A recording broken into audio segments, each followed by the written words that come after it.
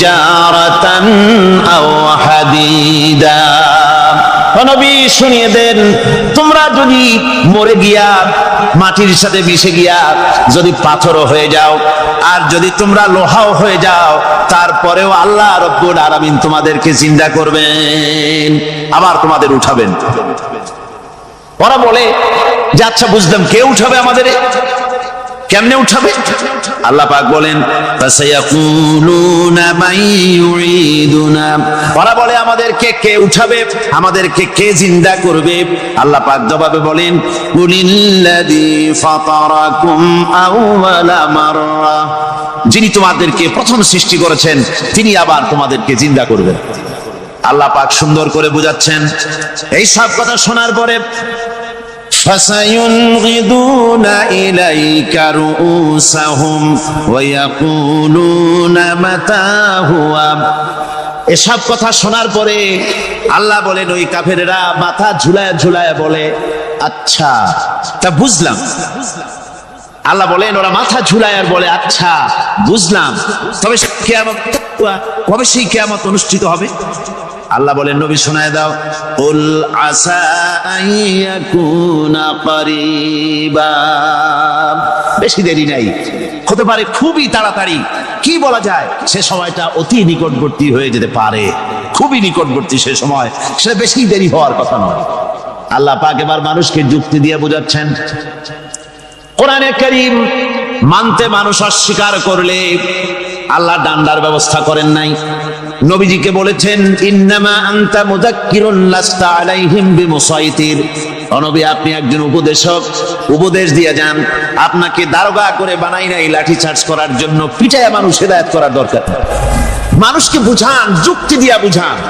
আল্লাহ নিজে যুক্তি দিচ্ছেন, আনতুম আশাদ্দু খালকান আমিস সামাউ বানাহা, ওই কাফেরেরা তোমরা যারা পরকালকে অস্বীকার করো, তোমাদেরকে উঠাইতে পারবো না যারা তোমরা বলছো, তোমাদেরকে সৃষ্টি করা কঠিন না ওই বিশাল আকাশটাকে সৃষ্টি করা কঠিন? ওই বিশাল আকাশটাই তো আমি আল্লাহ সৃষ্টি করেছি, জোরে কোন সুবহানাল্লাহ। তত বড় আকাশটারে যিনি বানাইতে পারলেন, সে কথা বুঝি তোমাকে তৈরি করতে পারবে না?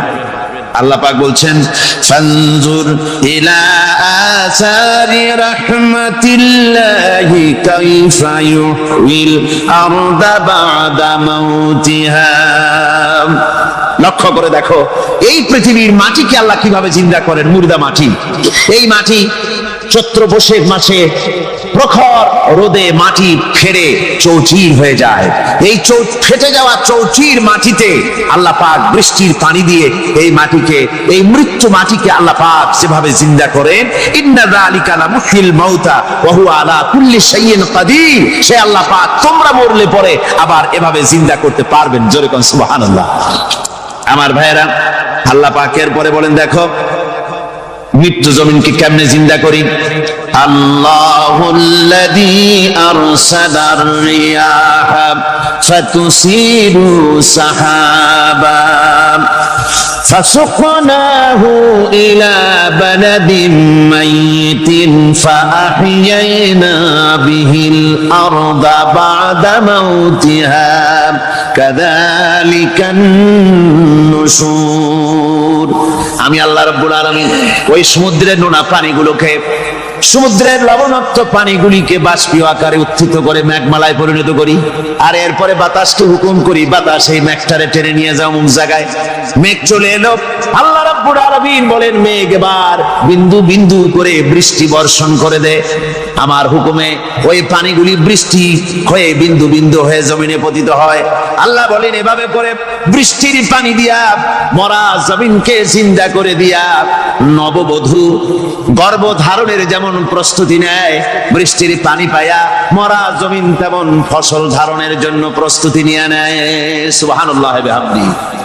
এইটা যেভাবে আমি করি কাযালিকান নুশুর, এইভাবে করে তোমাদের কি কিয়ামতের দিন আমি জিন্দা করতে পারবো? কেমনে অস্বীকার করো? কাইফা তাকফুরুনা বিল্লাহি ওয়া কুনতুম আমওয়াতান ফাহইয়াকুম সুম্মা ইউমীতুকুম সুম্মা ইলাইহি তুরজাউন। কি করে তুমি আমি আল্লাহকে অস্বীকার করো? কুনতুম আমওয়াতান, তুমি ছিলে নিষ্প্রাণ, ফাহইয়াকুম, এরপরে আমি তোমাকে জিন্দা করলাম, সুম্মা ইউমীতুকুম, এরপরে তোমাকে আমি মৃত্যু করব, সুম্মা ইহয়ীকুম, এরপরে তোমাদেরকে আবার আমি জিন্দা করব, সুম্মা ইলাইহি তুরজাউন, এরপরে তোমাদের সকলকেই আমার কাছে ফিরে আসতে হবে। দেখেন না, আমরা যখন মানুষকে কবরে রাখি, কবরে রাখা তারপরে উপরে মাটি দিয়ে কি বলেন আপনারা? মিনহা খালাকনাকুম, পড়েন মিনহা খালাকনাকুম ওয়া ফিহা নুঈদুকুম ওয়া মিনহা নুখরিজুকুম তারাতান উখরা। এ বান্দা, এই মাটি দিয়া তোরে তৈরি করা হয়েছিল, এই মাটির ভিতরে রেখে গেলাম, আবার এই মাটি থেকে আল্লাহ রব্বুল আলামিন তোমারে জিন্দা করবেন। কিয়ামতের ময়দানে সকলকে উঠতে হবে সেখানে আল্লাহর দরবারে। আল্লাহ পাক বলছেন, বান্দা কেমনে অস্বীকার করো? ইন কুনতুম ফি রাইবিম মিনাল বা'স ফাইন্না খালাকনাকুম মিন তুরাব। পরকালকে যারা অস্বীকার করো, কিয়ামতে উঠতে হবে, এটাকে কিভাবে অস্বীকার করো? চিন্তা করে দেখো, তুমি নিষ্প্রাণ মাটি ছিলে, সেই মাটি দিয়েই আমি তোমাকে তৈরি করেছি। আবার আল্লাহ পাক মানুষকে আরো বুঝান, কিয়ামত আছে, পরকাল হবে, আল্লাহর দরবারে উঠতে হবে। আলাম ইয়াকুন নুতফাতাম মিন মানিয়্যিন ইউমনা, তুমি কি মাতৃগর্ভে নিক্ষিপ্ত এক ফোঁটা পানি ছিলে না? সুম্মা কানা আলাকাতান ফাখালাকা ফাসাওয়া, এরপরে তোমাকে মাংসপিণ্ডে, জমাট রক্তে মাংসপিণ্ডে পরিণত করা হলো, এরপরে তোমাকে সুন্দর করে তোমাকে সুগঠিত করা হলো। ফাজআলা মিনহু যাওজাইনি যাকারা ওয়াল উনসা, এরপরে মাতৃগর্ভের ভিতরে আমি এটাকে পুরুষ বানালাম, কন্যা সন্তান অথবা পুত্র সন্তানে পরিণত করলাম। এইটা যে পেরেছে, যিনি পেরেছেন, আলাইসা যালিকা বিকাদিরিন আলা আইয়ুহিয়াল মাউতা, সে আল্লাহর পক্ষে কি সম্ভব নয় যে তোমার মৃত্যুর পরে তিনি আবার জিন্দা করতে পারবেন? কি বলেন, সম্ভব না? তিনি পারবেন না? নিশ্চয়ই তিনি আবার কিয়ামতের মাঠে আমাদেরকে হাজির করতে পারবেন, এতে কোনো সন্দেহ নাই। আল্লাহ পাক সেই জন্য এখানে বলতেছেন যে ওরা বাল কাযযাবু বিসসাম, ওরা আসলেই পরে কালকে অস্বীকার করেছে। আপনি যে নবী, এতে কোনো সন্দেহ নাই। আপনি খানা খান, আপনি বাজারে যান, এটাই মূল আপত্তির বিষয় না। মূল কথা হলো তারা পরকালকে অস্বীকার করেছে।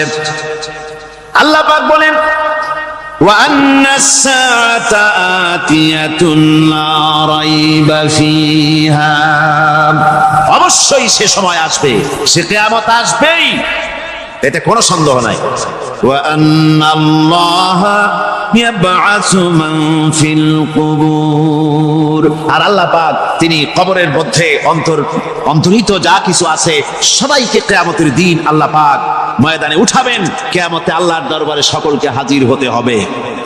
আমার বন্ধুগণ, আল্লাহ পাক বলেন, ওয়া লাকাদ খালাকনাল ইনসানা মিন সুলালাতিন মিন তিন, লক্ষ্য করো, তুমি ছিলে মাটির নির্যাস থেকে তোমাকে তৈরি করা হয়েছে। শুধু মাটির নির্যাস থেকে তোমাকে কোনো মডেল ছাড়া, কোনো ধরনের আদর্শ ছাড়া, কোনো ধরনের নমুনা ছাড়া তোমাকে সৃষ্টি করা হবে। সুম্মা জাআলনাহু নুতফাতান ফি ক্বারারিম মাকিন, এরপরে মাতৃগর্ভের একটা অত্যন্ত সুরক্ষিত জায়গায় তোমাকে সংরক্ষণ করা হয়েছিল।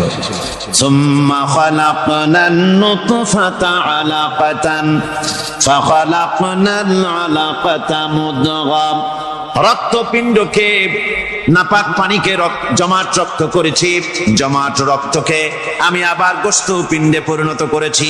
ফাকাসাউনাল ইযামা লাহমা, এরপরে সুন্দর করে চামড়া দিয়া গোশত দিয়ে একটা আকৃতি তোমাকে দান করেছি। সুম্মা আনশানাহু খালকান আখারা ফাতাবারাকাল্লাহু আহসানুল খালিকিন, এরপরে সুন্দর একটা বিশেষ একটা আকৃতি দিয়ে তোমাকে আমি সুন্দর করে সুগঠিত করে তোমাকে তৈরি করেছি। সুম্মা ইন্নাকুম বা'দা যালিকা লামাইতুন, এরপরে আমি আল্লাহ রাব্বুল আলামিন তোমাকে মৃত্যু দেব, অবশ্যই তোমাকে মৃত্যুবরণ করতে হবে। সুম্মা ইন্নাকুম ইয়াউমাল কিয়ামাতি তুবআসুন, এরপরে কিয়ামতের দিন আসবে, ওই বিশেষ মুহূর্ত আসবে, সেই নির্দিষ্ট সময় আসবে, ওই কিয়ামতের মাঠে আল্লাহর দরবারে তোমাদের সকলকে উঠতে হবে, কোনো সন্দেহ তাতে নাই। আল্লাহ পাক বলছেন وَأَعْتَدْنَا لِمَنْ كَذَّبَ بِالسَّاعَةِ سَعِيرًا, আমার এই পরকালকে, এই আখিরাতকে, কিয়ামতের দিনকে যারা অস্বীকার করবে, যারা মিথ্যা মনে করবে, আমি তাদেরকে জ্বলন্ত আগুনের শাস্তি তাদের জন্য রেখেছি। জোরে বলেন নাউজুবিল্লাহ। সেই কিয়ামত যে দিনটা আল্লাহ পাক মানুষের জন্য রেখেছেন, সেই কিয়ামতের অবস্থা বড়ই মারাত্মক। মানুষেরা তা জানে না। মানুষ যদি তা বুঝতে পারতো, জানতে পারতো, তাহলে মানুষেরা গুনাহের কাজ করতে পারতো না। আপনারা কি চিন্তা করেন, ওই যে কাফেরগুলি মক্কার জীবনে, রাসূল পাক সাল্লাল্লাহু আলাইহি ওয়াসাল্লামের মক্কি জিন্দেগিতে যে সমস্ত মানুষগুলি চুরি করতো, ডাকাতি করতো, জিনা করতো, বদমাশি করতো, মানুষ হত্যা করতো, এই লোকগুলি ফিরে আসতো কিসের কারণে? তাদেরকে এই আখিরাতের কথা বলা হয়েছে, এই পরকালের কথা বলা হয়েছে। কোরআন শরীফে আল্লাহ রাব্বুল আলামিন পরকালের কথা, মৃত্যুর কথা, কিয়ামতের কথা, হাসরের কথা, সিরাতের কথা, মিজানের কথা, মওতের কথা যত বলেছেন, জান্নাতের কথা যত জায়গায় যতগুলা বলেছেন, সবগুলি আয়াতে কারিমা যদি এক জায়গায় করা যায়, তাহলে পুরা কোরআন শরীফের 1/3 10 পারার সমান হবে। জোরে বলেন সুবহানাল্লাহ। যেহেতু পরকালের চিন্তা ছাড়া মানুষের জীবন পরিচ্ছন্ন হতে পারে না, সুন্দর হতে পারে না, অপরাধ মুক্ত হতে পারে না। আল্লাহ পাক বলেন সেই দিনটি বড়ই ভয়ানক, বিপজ্জনক। ওই দিনটির ব্যাপারে আল্লাহ পাক তার বান্দাদেরকে সতর্ক করে দিয়েছেন, বান্দারা সতর্ক হয়ে যাও, এইভাবে দিন যাবে না, কিয়ামত আসবে, আর ওই কিয়ামত এত মারাত্মক হবে। আল্লাহ সতর্ক করছেন বান্দাদেরকে, ইয়া আইয়ুহান নাসুত্তাকু রাব্বাকুম ইন্না সালসালাতাস সাআতি শাইউন আযীম, হে মানব সকল, আত্মরক্ষা করো খোদার গজব থেকে, আল্লাহর গজব থেকে আত্মরক্ষা করো। ইন্না সালসালাতাস সাআতি শাইউন আযীম, সেই কিয়ামতের সেই কম্পন খুবই মারাত্মক, খুবই ভয়াবহ কম্পন সৃষ্টি হবে সেদিন। ইয়াউমা তারাউনাহা তাযহালু কুল্লু মুরদিআতিন আম্মা আরদাআত, সেদিন দেখতে পাবে স্তন্যদায়িনী মা, যে মা তার সন্তানকে দুধ দেয়, ওই মাও তার দুধের বাচ্চার কথা ভুলে যাবে, মনে থাকবে না। আল্লাহ রাব্বুল আলামিন বলেন, ওয়া তাদাউ কুল্লু যাতিন হামলিন হামলাহা, গর্ভধারিণী মেয়ে লোক তাদের গর্ভ খসে পড়বে। ওয়া তারান নাসা সুকারা, মানুষকে মানুষ দেখতে পাবে, মানুষগুলো উদ্ভ্রান্ত হয়ে পাগলের মতো ছুটাছুটি করছে। আল্লাহ বলেন, ওয়া মা হুম বিসুকারা, আসলে এরা নেশাগ্রস্ত নয়, আসলে পাগল হয় নাই। ছুটছে কেন? কেন? স্তন্যদায়িনী মা দুধের বাচ্চার কথা ভুলে গেছে। গর্ভধারিণী গর্ভবতী নারী, তার গর্ভ খসে পড়েছে, মানুষ পাগলের মতো দৌড়াচ্ছে। কারণ কি? পাগল তো হয় নাই। আল্লাহ বলেন আসল কারণ হলো ওয়ালাকিন্না আযাবাল্লাহি শাদীদ, আল্লাহর ভয়ঙ্কর আযাব। আর এই সব দৃশ্য, এই সব কম্পন মানুষের মধ্যে ত্রাস সৃষ্টি করে দিয়েছে, এই অবস্থার সৃষ্টি করেছে। আমার ভাইয়েরা, আল্লাহ পাক বলেন ওয়ানযিরহুম ইয়াওমাল আজিফাতি ইযিল কুলুবু লাদাল হানাজিরি কাযিমিন। ও নবী, মানুষদেরকে আপনি সতর্ক করেন, ওই দিনটা এমন হবে ভয়ের চোটে মানুষের কলিজা তার মুখের কাছে চলে আসবে। মানুষ ভয়তে অস্থির হয়ে যাবে, কলিজা গলার কাছে চলে আসবে। সেই দিনের কথা তাদের শোনায় দেন। ওই দিনটা এমন মারাত্মক দিন। فكيف تتقون إن كفرتم يوما يجعل الولدان شيبا। সেদিন ভয়ে চিন্তায় যুবক ছেলে বৃদ্ধে পরিণত হয়ে যাবে, কিশোরগুলি তরুণগুলি বৃদ্ধে পরিণত হয়ে যাবে। আমার বন্ধুগণ, মানুষ সেদিন দিক বিদিক হয়ে দৌড়াতে থাকবে, পালাবো কোথায়? আল্লাহ কোরআন শরীফে সব কথা বলে দিয়েছেন। ইয়াকুলুল ইনসানু আইনাল মাফার, কোথায় ভাগবো, পালাবো কোথায়? অস্থির হয়ে মানুষ দৌড়াতে থাকবে, পালাবো কোথায়, যাব কোথায়? আল্লাহ বলেন কাল্লা লা ওয়াজারা ইলা রাব্বিকা ইয়াওমাইদিনিল মুস্তাকার। ভাগবার কোনো রাস্তা নাই, পালাবার কোনো পথ নাই, একমাত্র তোমার রব ছাড়া, আল্লাহর দরবার ছাড়া পালানোর কোনো রাস্তা আজার নাই। আমার বন্ধুগণ, এই কঠিন সময়, এই কঠিন দিনে, পরকালের এই দিনে, কিয়ামতের এই মারাত্মক অবস্থায় সকলকে উঠতে হবে। আল্লাহ পাক বলেন এরপরে কিয়ামত অনুষ্ঠিত হয়ে যাবে। সূরা ফুরকানে আল্লাহ বলছেন ইযা রাআতুহুম মিন মাকানিন বাঈদিন সামিউ লাহা তাগায়ুযান ওয়া যাফীরা। যখন তাদেরকে জাহান্নাম দেখতে পাবে, অর্থাৎ জাহান্নামের, যখন তারা জাহান্নামের দিকে অগ্রসর হবে, তখন তারা দূর থেকেই জাহান্নামের ক্রোধ এবং তেজস্বী আওয়াজ শুনতে পাবে। জাহান্নামের আওয়াজ, বিকট আওয়াজ। ওই যে কক্সবাজারের সমুদ্র সৈকতে ভ্রমণ করতে গিয়ে সমুদ্রের তুফানের আওয়াজ শুনছেন না? কথা বল না কেন? সমুদ্রের তুফানের আওয়াজ শুনেছেন তো? এইটা কি? এটা কিছুই না, এর থেকে মারাত্মক আওয়াজ, তেজস্বী ক্রোধের আওয়াজ কানের মধ্যে আসতে থাকবে জাহান্নামীদের। আল্লাহ রাব্বুল আলামিন বলেন ওয়াইদা উলকু মিনহা মাকানান দায়িকাম মুকাররানিনা দাউ হুনালিকা সুবুরা। যখন তাদেরকে হাত পা বেঁধে এই জাহান্নামের কোন সংকীর্ণ জায়গায় ফেলে দেওয়া হবে, তখন দাও হুনালিকা সুবুরা, তারা তখন নিজেদের ধ্বংস এবং মৃত্যু কামনা করবে। আল্লাহ বলেন লা তাদউল ইয়াওমা সুবুরান ওয়াহিদান ওয়াদউ সুবুরান কাসীরা। আজকে এক মৃত্যু ডেকো না, অসংখ্য মউত ডাকো। আজকে মউত আর তোমাদের আসবে না, অসংখ্যবার ডাকলেও মউত তোমাদের আসবে না। এই যে জাহান্নাম, যে জাহান্নামের দিকে তাদের নিয়ে যাওয়া হবে, আল্লাহকে অস্বীকার করলে, নবীকে অস্বীকার করলে, ইসলামকে অস্বীকার করলে, আল্লাহর নবীর নবুয়তকে অস্বীকার করলে তাদের জায়গা হবে জাহান্নাম। আর সে জাহান্নাম এত মারাত্মক, এত কঠিন জায়গা, যে জায়গা সম্পর্কে আল্লাহ পাক বলছেন ইন্নাহু মাইয়াতি রাব্বাহু মুজরিমান ফাইন্না লাহু জাহান্নামা লা ইয়ামুতু ফিহা ওয়া লা ইয়াহইয়া। অপরাধী হয়ে যে লোক আল্লাহর দরবারে উপস্থিত হবে, তার জন্য জাহান্নাম হবে, জাহান্নামে আল্লাহ দিবেন। আর ওই জাহান্নামে যখন লোকটা পড়ে যাবে, জাহান্নামের অবস্থা এমন হবে লা ইয়ামুতু ফিহা ওয়া লা ইয়াহইয়া, সে বাঁচবেও না, মরবেও না, জীবন মৃত্যু একটা অবস্থা সৃষ্টি হবে। ওই জাহান্নামে নারুল্লাহিল মুকাদাতুল্লাতী তাত্তালিউ আলাল আফইদা। জাহান্নামের প্রচন্ড আওয়াজ, এই আগুন উৎক্ষিপ্ত হয়ে তাদের কলিজা পর্যন্ত, অন্তর পর্যন্ত স্পর্শ করবে।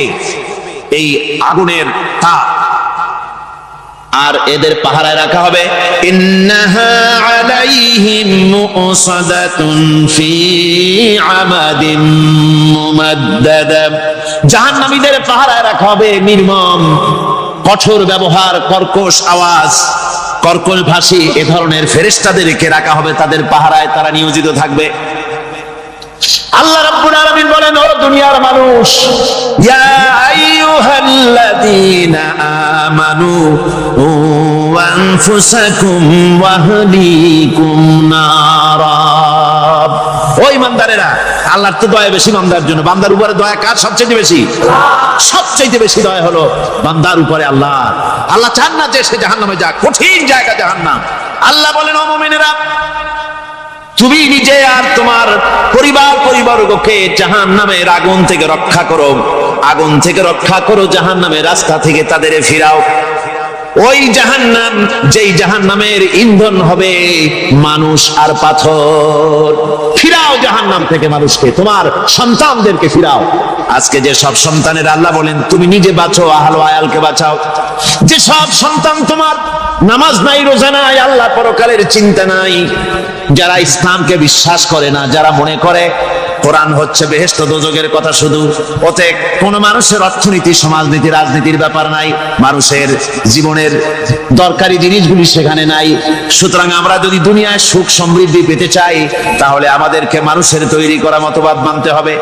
এইভাবে ছেলেরা যখন মানুষের তৈরিকার মতবাদের দিকে যখন দৌড়ায়, মা বাপ যদি তাদেরকে না ফিরায়, জাহান্নাম থেকে বাঁচাবার জন্য যদি চেষ্টা না করে, কিয়ামতের দিন ওই সন্তানেরা জাহান্নামে, যখন জাহান্নামের অর্ডার তাদের হয়ে যাবে, তারা বলবে, রব্বানা আরিনাল্লাযাইনি আদাল্লানা।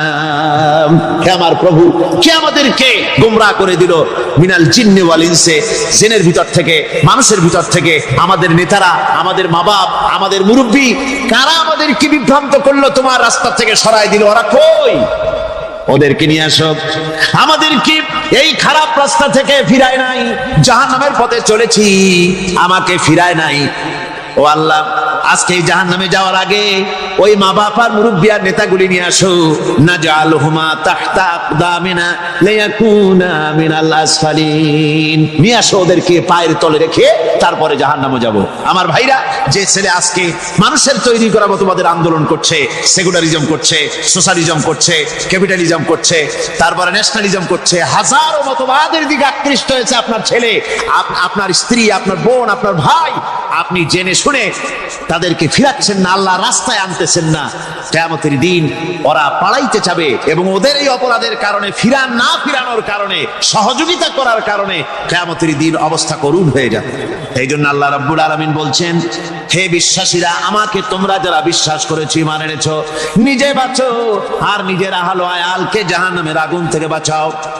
ওই জাহান্নাম আলাইহা মালাইকাতুন গিলাদুন শিদাদুন লা ইয়াসুনাল্লাহা মা আমারাহুম ওয়া ইয়াফআলুনা মা ইউমারুন। আল্লাহ রাব্বুল আলামিন বলেন, সেখানে অত্যন্ত কর্কশ, রূঢ় এবং নির্মম স্বভাবের এমন সব ফেরেশতা পরিচালক হিসেবে জাহান্নামে দেওয়া হবে, যারা আল্লাহর নির্দেশের বাইরে কোনো কাজ করে না। তারা সেই সব কাজই করে যা আল্লাহ তাদেরকে হুকুম করেন, তাদেরকে অনুরোধ করে, দরখাস্ত করে, কোন রকম তাদের কাছ থেকে কোনো কৃপা, কোনো করুণা, কোনো মহব্বত কিছুই পাওয়া যাবে না। অত্যন্ত কর্কশ, রূঢ় মেজাজের ফেরেশতা সেখানে পরিচালক হিসেবে দেওয়া হবে। আর ওই জাহান্নামীদেরকে, যারা জাহান্নামে যাবে কিয়ামতের দিন, ফাল্লাযীনা কাফারু কুত্তিআত লাহুম সিয়াবুম মিন নার। আগুন দিয়ে কেটে তাই দিয়ে পোশাক তৈরি করে দেওয়া হবে, আগুনের পোশাক পরিয়ে দেওয়া হবে। আগুনের পোশাক গায়ে পরিয়ে দেওয়ার পরে, কুল্লামা নাদিজাত জুলুদুহুম বাদদালনাহুম জুলুদান গায়রাহা। একবার চামড়া পুড়ে যাবে, জাহান্নামের আগুনে চামড়া পুড়ে গলে যাবে, আবার আল্লাহ রাব্বুল আলামিন নতুন করে চামড়া পরিয়ে দিবেন, যাতে করে শাস্তির তীব্রতা অনুভব করতে পারে। জোরে কোন নাউজুবিল্লাহ। আমার ভাইরা, জাহান্নামীরা ক্ষুধার ক্ষুধার যন্ত্রণায়, তৃষ্ণার যন্ত্রণায় আকাশের দিকে তাকায় থাকবে, উপরের দিকে তাকায় থাকবে, বলবে আহারে যদি একটু বৃষ্টি হতো, মেঘ হতো। হঠাৎ করে দেখবে যে উপরে কালো মেঘ হয়ে গেছে, মনে করবে যে এবার বুঝি বৃষ্টি হবে, পানি পান করব।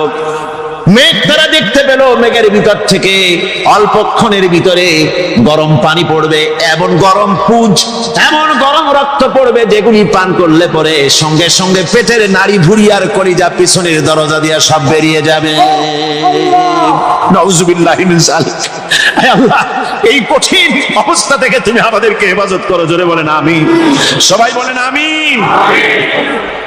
আমার ভাইয়েরা, তামসার ব্যাপার নয়। ও যুবক ভাইয়েরা, শিক্ষিত ভাইয়েরা, তামসা করার ব্যাপার না। দুনিয়ায় খেল তামাশা ফুর্তি করার জায়গা না। जगह जी लगाने के लिए ये दुनिया नहीं है, ये इबरत की जा है, तमाशा नहीं है। দুনিয়া উপদেশ গ্রহণ করার জায়গা, খেল তামাশা করার জায়গা না। এই পৃথিবীতে আল্লাহ রাব্বুল আলামিন বলেন, নাফরমানি করলে পরে জাহান্নামে যাবেই, জাহান্নামে যেতে হবে। ওই জাহান্নামীদেরকে কি খেতে দেওয়া হবে? আল্লাহ পাক বলছেন, শোনো, খেতে দেব কি? তুসকা মিন আইনিন আনিয়া, ফুটন্ত গরম পানি তাদেরকে পান করতে দেওয়া হবে।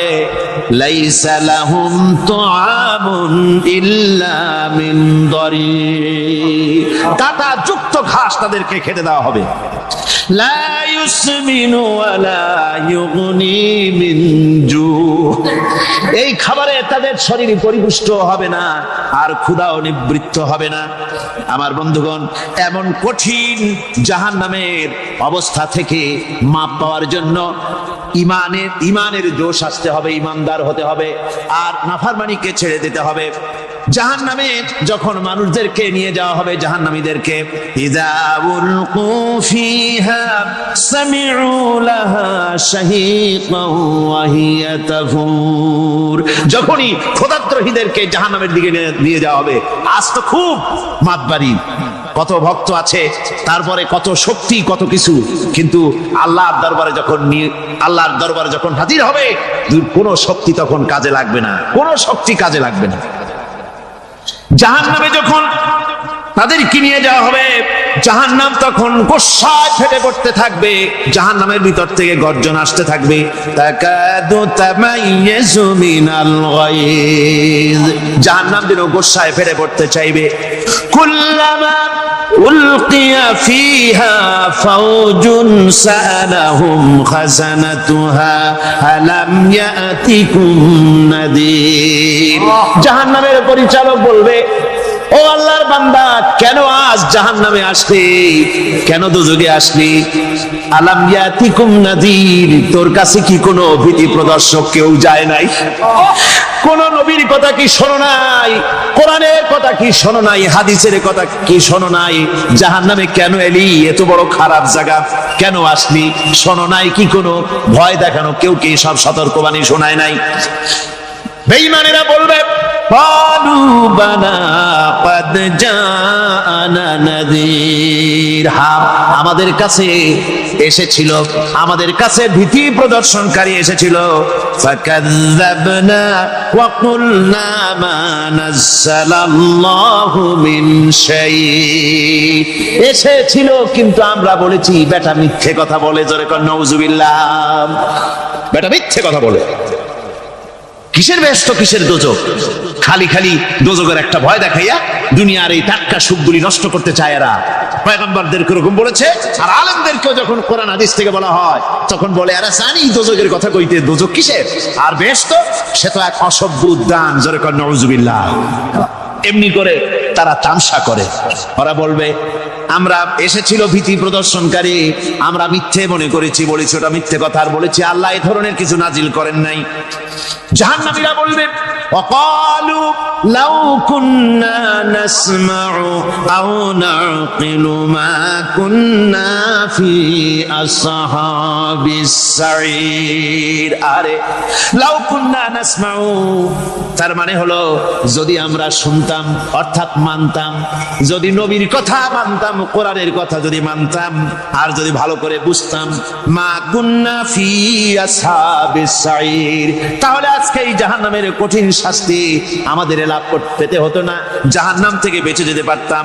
কি সর্বনাশ করলাম বুঝি নাই, যা কিছু শুনেছি মানুষের কথা মতো শয়তানের ওয়াসওয়াসায় পড়ে তো ভুলই করলাম। সেদিন যতই আফসোস করা হোক না কেন, এই আফসোস কোনো কাজে লাগবে না। قل أذلك خير أم جنة الخلد التي وعد المتقون كانت لهم جزاء ومصيرا। আল্লাহ বলছেন এই সব কথা বলার পরে, জাহান্নামের সব শাস্তির কথা শুনাইয়া আল্লাহ বলছেন, বলেন কুল আযালিকা খায়রুন, এই পরিণতি কি ভালো যে জাহান্নামের পরিণতির কথা বলা হলো? তোমরা যে সমস্ত অবাধ্যতা করতেছো, ঈমান আনতেছো না, নবীকে গালাগালি করছো, ইসলাম মানতেছো না, নাফরমানি করছো, এর পরিণতি যা হবে, আযালিকা খায়রুন, এই পরিণতি কি ভালো?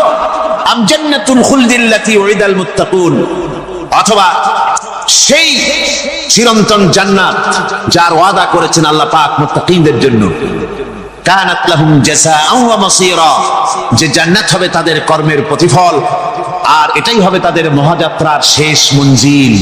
সেই জান্নাত, যে জান্নাত আল্লাহ রেখেছেন মুমিনদের জন্য। কাদের জন্য জান্নাত? মুমিনদের জন্য। সেটা এমন জান্নাত হবে, লাহুম ফিহা মা ইয়াশাউনা খালিদিন, যা চাইবে মনের আশা আকাঙ্ক্ষা অনুযায়ী সব পাবে বেহেশতের মধ্যে। খালিদিন, চিরকাল সেখানে থাকবে। কানা আলা রাব্বিকা ওয়াদান মাসউলা, এটা হচ্ছে তোমার রবের অবশ্য পূরণীয় ওয়াদা। জোরে বলেন সুবহানাল্লাহ। এটা তোমার আল্লাহর ওয়াদা এবং অবশ্যই তিনি তা পূরণ করবেন। তোমরা জান্নাতে থাকবে, সেখানে যা চাইবে তাই পাবে।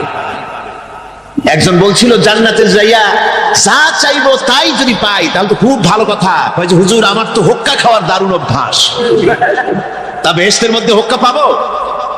বুজুর্গ ব্যক্তি বলছেন, আল্লাহর বান্দা, বেহেশতে যাইয়া যদি তুমি হোক্কা খাইতে চাও তো আল্লাহ তোমার হোক্কা দিবেন, কিন্তু আল্লাহর কসম করে বলতে পারি বেহেশতে যাইয়া এমন পচা জিনিস খাওয়ার তোমার ইচ্ছে জাগবে না।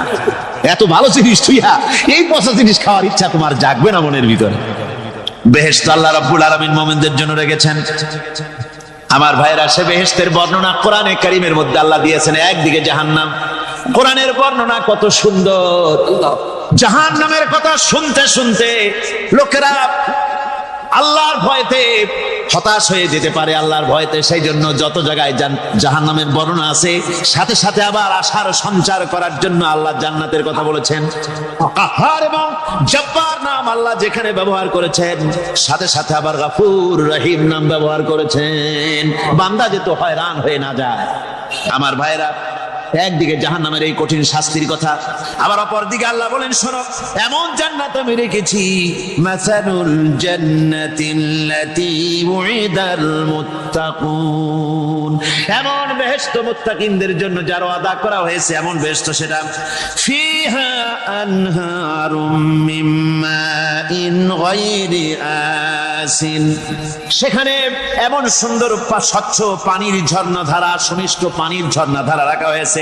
ওয়া আনহারুম মিন লাবানিন লাম ইয়াতাগায়্যার তা'আমুহু, আর সেখানে দুধের ঝর্ণা রাখা হয়েছে যার স্বাদ কখনো নষ্ট হবে না।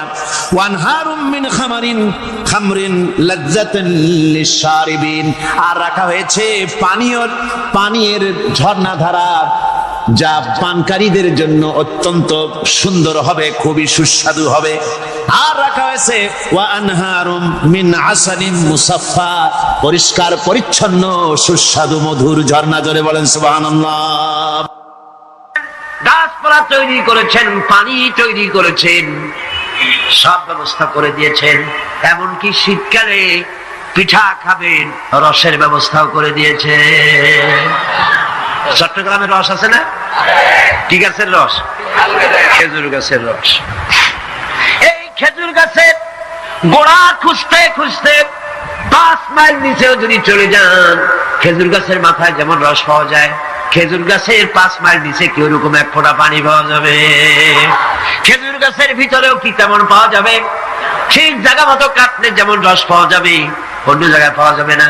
আবার খেজুর গাছের পাশে একটা নিম গাছ আছে, কিয়ামত পর্যন্ত নিম গাছ গিয়া শোষেন। মিষ্টি লাগবে? কি লাগবে? আলামিন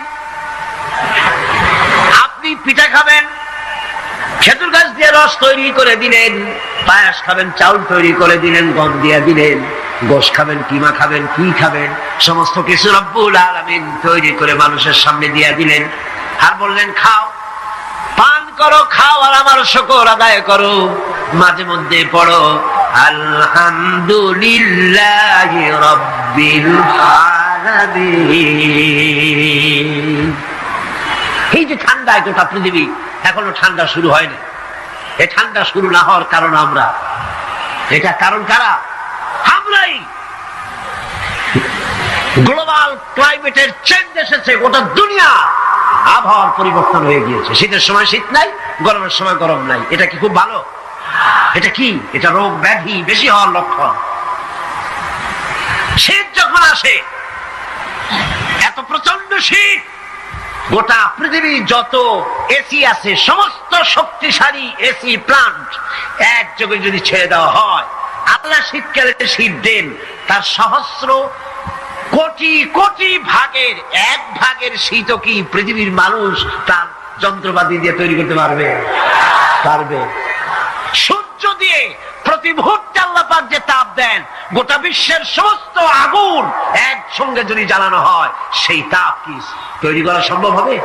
হবে না। আল্লাহ রাব্বুল আলামিন মানুষের কল্যাণের জন্য মানুষের যা কিছু প্রয়োজন সবকিছু একটা একটা করে এভাবে তৈরি করে মানুষের সামনে সবকিছু দিয়ে দিয়েছেন এবং প্রয়োজন মিটিয়ে দিয়েছেন। যার যা প্রয়োজন তা তিনি মিটিয়ে দিয়েছেন। আমাদের দেশে, আমার দেশের বাঘ, আমার দেশের হরিণ, আমার দেশের কুকুর, তাদের গায়ে তারা যে ধরনের ইউরোপ আমেরিকার শীত প্রধান দেশের পশুগুলি এরকমের না। তার মানে হলো আমার দেশ শীত প্রধান নয়, ছোট্ট ছোট্ট পশম হলে চলে, কিন্তু শীত প্রধান দেশের কুকুরগুলি, বাঘ এবং সিংহ যেগুলি জঙ্গলে থাকে, তাদের গায়ে এমন লম্বা লম্বা পশম দিয়ে আল্লাহ চামড়া বানায় দিয়েছেন, যা দিয়ে তার সম্পূর্ণ শরীরটা ঢেকে যেতেছে। স্থায়ী কম্বলের ব্যবস্থা রব্বুল আলামিন করে দিয়েছেন। কে দিয়েছেন? আল্লাহ পাক দিয়েছেন। এবং সেই চামড়া দিয়ে, সে চামড়া যেন আপনি ব্যবহার করতে পারেন, সেজন্য আল্লাহ পাক আপনার জন্য সুন্দর করে সেই চামড়া দিয়ে কাপড় চোপড় তৈরি করার, জামা ব্যবহার করার সব ব্যবস্থা আল্লাহ করে দিয়েছেন। কম্বল তৈরি করার ব্যবস্থা করে দিয়েছেন। আল্লাহ পাক যা খুশি তাই করতে পারেন। কোরআন বলতেছে ফাআলুন লিমা ইউরিদ, যা খুশি তাই তিনি করেন। লা ইউসআলু আম্মা ইয়াফআলু ওয়া হুম ইউসআলুন, তিনি যা করেন সেজন্য কারো কাছে তাকে কৈফিয়ত দিতে হয় না, বরং গোটা বিশ্ব আল্লাহর কাছে কৈফিয়ত দিতে বাধ্য।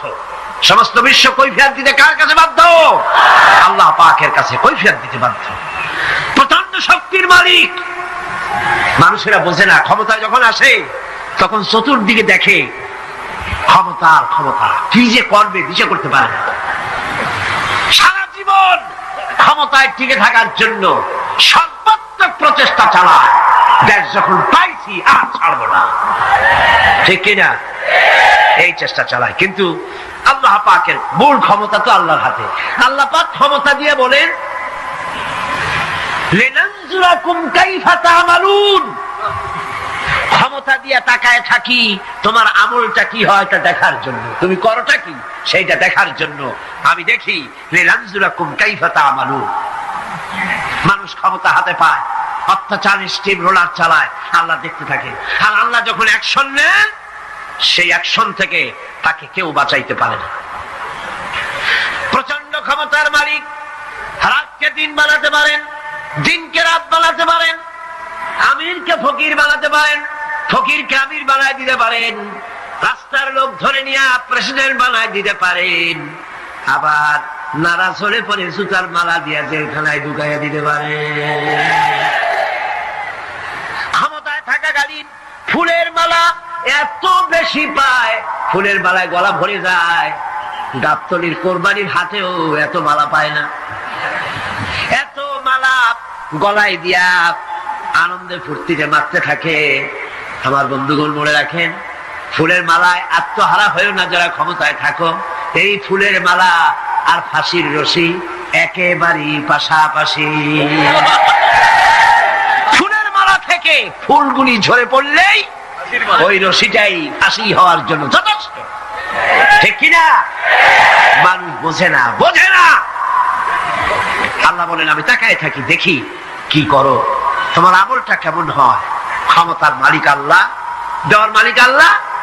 আর যখন নারাজ হয়ে যান, এক থাপ্পড় মেরে ক্ষমতা ছিনায় নিয়ে যান। পারেন কিনা? ইতিহাস সাক্ষী। কিন্তু ইতিহাসের সবচেয়ে বড় শিক্ষা যে মানুষেরা ইতিহাস থেকে শিক্ষা গ্রহণ করে না। जगत जी लगाने के लिए ये दुनिया नहीं है, जगह जी लगाने के लिए ये दुनिया नहीं है, ये इबरत की जा है तमाशा नहीं है। पृथ्वी खेल तमाशा করার জায়গা। ইতিহাস থেকে শিক্ষা নাও, পূর্বপুরুষদের দিকে তাকাও। আল্লাহ দিনের কর্মীদের উপরে আঘাত লাগাবার কারণে বংশ শুদ্ধ আল্লাহ সাফ করে দিয়েছে। দেন নাই? সে আল্লাহ আছে না নাই? চিল্লায় করে আছে না নয়? সে আল্লাহ পাক আছে। সে আল্লাহকে ভয় করে। ইত্তাকিল্লাহ, সে আল্লাহকে ভয় করে। আল্লাহ পাক ইচ্ছে করলে ক্ষমতা দিতে পারেন, ইচ্ছে করলে ক্ষমতা ছিনায়ও নিতে। সে আল্লাহ রাব্বুল আলামিন, ক্ষমতা দেওয়ার মালিক, ক্ষমতা ছিনিয়ে নেওয়ার মালিক, হায়াতের মালিক, মওতের মালিক। সবাই বলুন হায়াতের মালিক কে? মওতের মালিক কে? খাবারের মালিক কে? হাসাবার মালিক কে? কাঁদাবার মালিক কে? সব কিছুর মালিক কে? আল্লাহ রাব্বুল আলামিন। ইন্নাল্লাহা আলা কুল্লি শাইইন কাদির। সবকিছুই উপরে তিনি ক্ষমতাবান, যা খুশি তাই তিনি করেন। এ হচ্ছে আল্লাহর সৃষ্টি। সবকিছু আল্লাহ সৃষ্টি করেছেন। বরং কাফের বেঈমান যারা অস্বীকার করে আল্লাহ রাব্বুল আলামিন, সেই মানুষেরাই বুঝতে পারে না। বরং মানুষ যা কিছু তৈরি করেছে তা সবই আল্লাহর বানানো জিনিস, তার থেকেই করেছে। কথাটা বুঝে আসে না? মানুষ না বুঝেই বিজ্ঞানকে সবকিছুর প্রশংসা বিজ্ঞানের জন্য করে, বিজ্ঞানের জন্যই প্রশংসা অস্থির হয়ে যায়। যেমন ধরুন রাজশাহী বিশ্ববিদ্যালয়ে আপনার ছেলে পড়ে, 6 মাস টাকা পয়সা পায় না, ধার খরচ করিয়া তার 6টা মাস চালায়। হঠাৎ করে পিয়ন মানি অর্ডার ফর্ম নিয়ে হাজির, 6,000 টাকা পাঠাইছে বাপে। টাকাগুলি নিয়ে সই করে পিয়নের কদমবুসি করে যে বাবাজি এতদিন পরে টাকা নিয়ে আসছেন, আপনার প্রতি আল্লাহ রহম করুন। এটা বুদ্ধিমান না বেকুব? বুদ্ধিমান না বেকুব? আরে বেটা, পিয়ন কি তোর বাজার? টাকাকে পাঠিয়েছে, বাবা পাঠিয়েছে, প্রশংসা তার কর। বিজ্ঞানীরা প্লেন বানিয়েছে, বিজ্ঞানীরা গাড়ি বানিয়েছে, বিজ্ঞানীরা কম্পিউটার তৈরি করেছে, প্রশংসা করে সেই আল্লাহ যে আল্লাহ রাব্বুল আলামিন বিজ্ঞানীর মাথায় বুদ্ধি দিয়েছে। প্রশংসা কর, আল্লাহ পাকের প্রশংসা করতে হবে। হায়াত খালকুল্লাহ, যা কিছু আল্লাহ বলছেন এ সব কিছু আল্লাহর সৃষ্টি। মানুষ কিছুই সৃষ্টি করেনি, শুধু আল্লাহর সৃষ্টি দিয়ে জোড়াতালি দিয়ে বানিয়েছে, ঠিক না? আল্লাহর বানানো জিনিস দিয়ে জোড়াতালি দেওয়া হয়েছে। আল্লাহ পাকের সৃষ্টি তো দূরের কথা, আল্লাহকেই মানতে চায় না। কি বলে? বলে আনসিন ইজ নাথিং। শুনছেন কথা? আনসিন ইজ নাথিং, যা দেখা যায় না তা কিছুই না, মানি না। যার রং নাই, রূপ নাই, ধরা যায় না, ছোঁয়া যায় না, অনুভব করা যায় না, তা মানি না। এই কথা দিয়ে তারা আল্লাহরে অস্বীকার করতে চায়। অথচ এই ভদ্রলোকেরা মাধ্যাকর্ষণ না দেখি বিশ্বাস করে মাধ্যাকর্ষণ আছে, ঠিক কিনা? এই ভদ্রলোকেরা বিদ্যুতের শক্তি দেখেই, বিদ্যুৎ কেউ দেখে? আপনারা দেখতেছেন বিদ্যুৎ? বিদ্যুতের শক্তি দেখে বিদ্যুৎকে বিশ্বাস করে। বাতাসের প্রচন্ডতা দেখে বাতাসকে অনুভব করে, বিশ্বাস করে। অক্সিজেন চোখে লাগে না, ইথারকে চোখে লাগে না, বিশ্বাস করে। কিন্তু এমনই নাস্তিক, এমনই কপাল পোড়া যে আল্লাহরে দেখা যায় না তাই বিশ্বাস করা যাবে না। এক নাস্তিকের সাথে হযরত ইমাম আবু হানিফা রাহমাতুল্লাহ আলাইহির এক বিতর্ক অনুষ্ঠান হলো। সেই বিতর্ক অনুষ্ঠানে ইমাম আবু হানিফা রাহমাতুল্লাহ আলাইহি পৌঁছতে বেশ দেরি করলেন। নাস্তিক তখন উপস্থিত জনতাকে বলছে, দেখো তোমাদের ইমাম, তোমাদের ইসলামী চিন্তাবিদ যুক্তিতে দুর্বল, সেই জন্য আসতেছে না। বেশ কিছুক্ষণ দেরি করে তিনি উপস্থিত হলেন। নাস্তিক বলল, আগে আপনি বলেন, আপনি ওয়াদা ভঙ্গ করলেন কেন, সময় মতো আসতে পারলেন না কেন? তিনি জবাবে বললেন, দেখো আমি অনেক দূর থেকে এসেছি, এসে দেখি সামনে নদী, এখন পার হবো কেমনে? কোন নৌকার ব্যবস্থা নাই। হঠাৎ দেখলাম কি এক আশ্চর্য কথা, একটা চারা গজায় উঠলো, ফট করে বিরাট গাছ হয়ে গেল। কই থেকে একটা কুড়াল আসলো, গাছটারে কাজে ভাড়ায় গেল। তারপরে এলো করা, বানাইলো তক্তা, এরপরে আসলো লোহা, পড়লো হাতুড়ি, হয়ে গেল নৌকা। বাহ কি মজা! এরপর নৌকা নামলো নদীতে, আমি উঠে বসলাম, এই পাড়ি দিয়ে আসলাম, তাই যা একটু দেরি হলো। নাস্তিক কয় যে কি সর্বনাশ, এই লোকের সাথে আমি তর্ক করবে, মাথা তুই স্ক্রু শটটা ঠিক আন্দাজে আন্দাজে একটা গাছ হয়ে গেল ফট করিয়া। তারপরে কুড়াল আসলো, তক্তা হইলো, বিনা মিস্ত্রিতে নৌকা হইলো, এটা কেমনে সম্ভব? ইমাম সাহেব বলেন, আমার বিতর্ক শেষ। বিনা মিস্ত্রিতে যদি, তোমার যুক্তি মতে বিনা মিস্ত্রিতে যদি একটা নৌকা না হতে পারে, এই বিশ্ব তৈরি হলো কি করে বিনা মিস্ত্রিতে? ওই বিশাল আকাশ হলো কিভাবে? এই বিরাট চন্দ্র সূর্য হলো কিভাবে? কি করে তোমার ওই বডি তৈরি হলো? নাস্তিক চেয়ার থেকে নেমে ইমামের কদমের উপরে পড়ে গেল, আল্লাহু আকবার, আমি অন্যায় করেছি, আল্লাহ আমাকে মাফ করে দাও। নাস্তিক ঘোষণা করে দিল, লা ইলাহা ইল্লাল্লাহু মুহাম্মাদুর রাসূলুল্লাহ। জোরে বলেন, লা ইলাহা ইল্লাল্লাহু মুহাম্মাদুর রাসূলুল্লাহ, লা ইলাহা ইল্লাল্লাহ।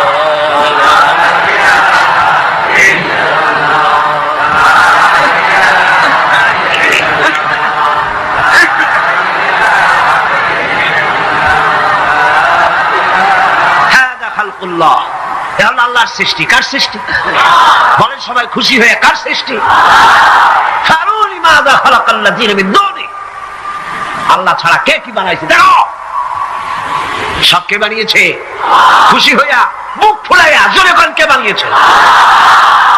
ওই আল্লাহ রাব্বুল আলামিন বলেন, দুনিয়ার সব দিক থেকে চোখ ফিরাইয়া এবার নিজের দিকে তাকাও।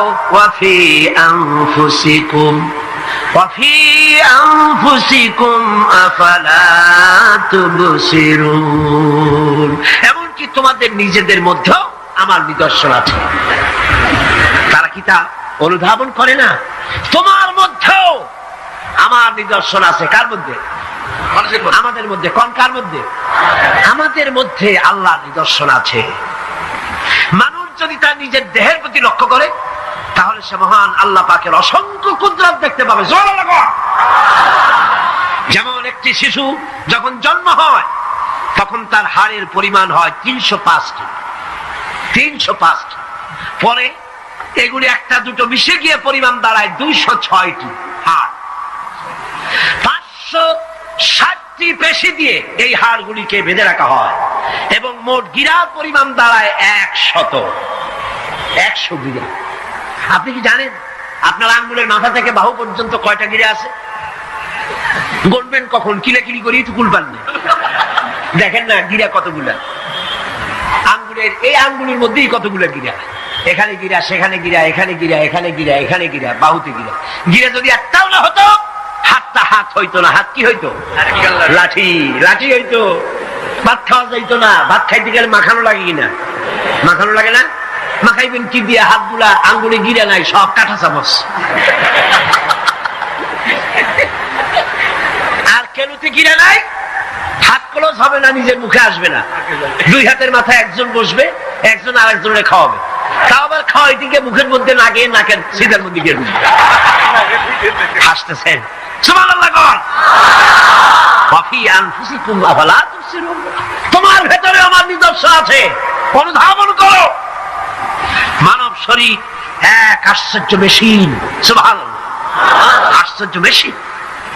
লক্ষ কোটি সেল এবং নার্ভ সেল দিয়ে জটিল মেশিন পত্রের সমন্বয় এই দেহ তৈরি করা হয়েছে।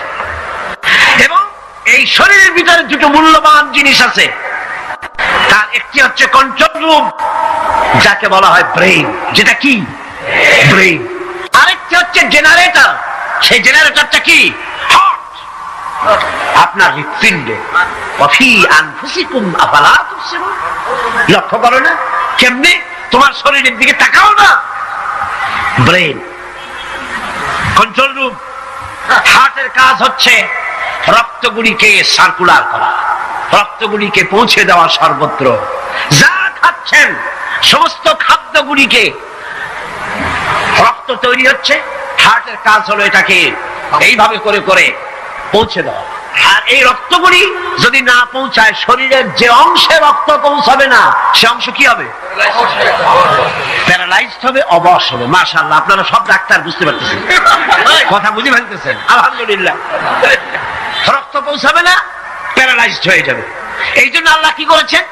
পায়ের বুড়ো আঙ্গুল থেকে শুরু করে মস্তিষ্কের মাথা পর্যন্ত অসংখ্য নার্ভ, শিরা উপশিরা দিয়ে ভরে দিয়েছেন। কত শিরা, কত উপশিরা! চিকিৎসা বিজ্ঞানীরা বলেছেন মানুষের দেহের ভিতরে যত শিরা এবং উপশিরা আছে সবগুলি যদি বের করে একটার সাথে আর একটা গিরা দেওয়া হয়, তাহলে তা এত লম্বা হবে যা দিয়া গোটা পৃথিবী 3 বার ঘোরা যাবে।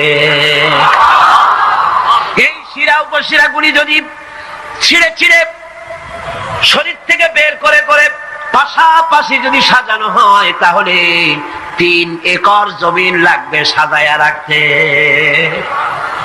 এত শিরা উপশিরা দিয়ে এই পৃথিবী, এই শরীরটাকে আল্লাহ পাক সাজিয়ে দিয়েছেন, গুছিয়ে দিয়েছেন। অসংখ্য শিরা উপশিরা। হার্টের কাজ হলো রক্ত আসতেছে পাঞ্চ করে করে, এভাবে করে করে রক্ত পৌঁছায় দিচ্ছে হার্ট থেকে, তার মাথা থেকে শুরু করে পা পর্যন্ত। হার্ট প্রতি মিনিটে 10 পাউন্ড রক্ত সঞ্চালন করছে। ব্যায়ামের সময় এর পরিমাণ গিয়ে দাঁড়ায় 30 পাউন্ডে। এবং এক সময় যদি আপনি আহত হন, অনেকগুলি রক্ত যদি বেরিয়ে যায়, অন্তত 2.5 পাউন্ডের মতো রক্ত আপনার শরীরের মধ্যে সব সময় রিজার্ভ থাকে। কে রাখে? কে রাখে? কে রাখে? এবার আপনার হার্ট যদি দুর্বল হয়, হার্ট অ্যাটাক হয় না? সিটাগাঙ্গে নাও হইতে পারে, নাকি হয়? হার্ট যদি অ্যাটাক হয়, হার্ট অ্যাটাক হয় কেন?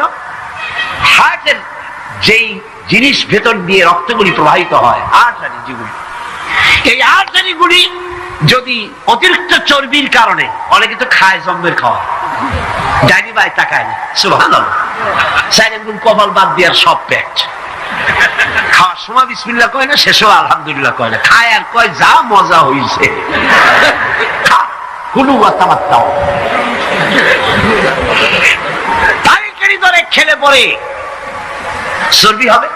এই চর্বিগুলো গিয়ে হার্টের যে আর্টারিগুলি আছে, রগ আছে, এই রগগুলির ভেতরে চর্বি জমে যায়। চর্বি জমার কারণে রক্ত পাস করতে পারে না, হার্ট অ্যাটাক করে। হার্ট অ্যাটাক করলে পরে রোগী যদি বেঁচে যায়, তাহলে বাইপাস অপারেশন করতে হয়। বাইপাস অপারেশন করতে যখন যায়, তখন তার জন্য রগ দরকার।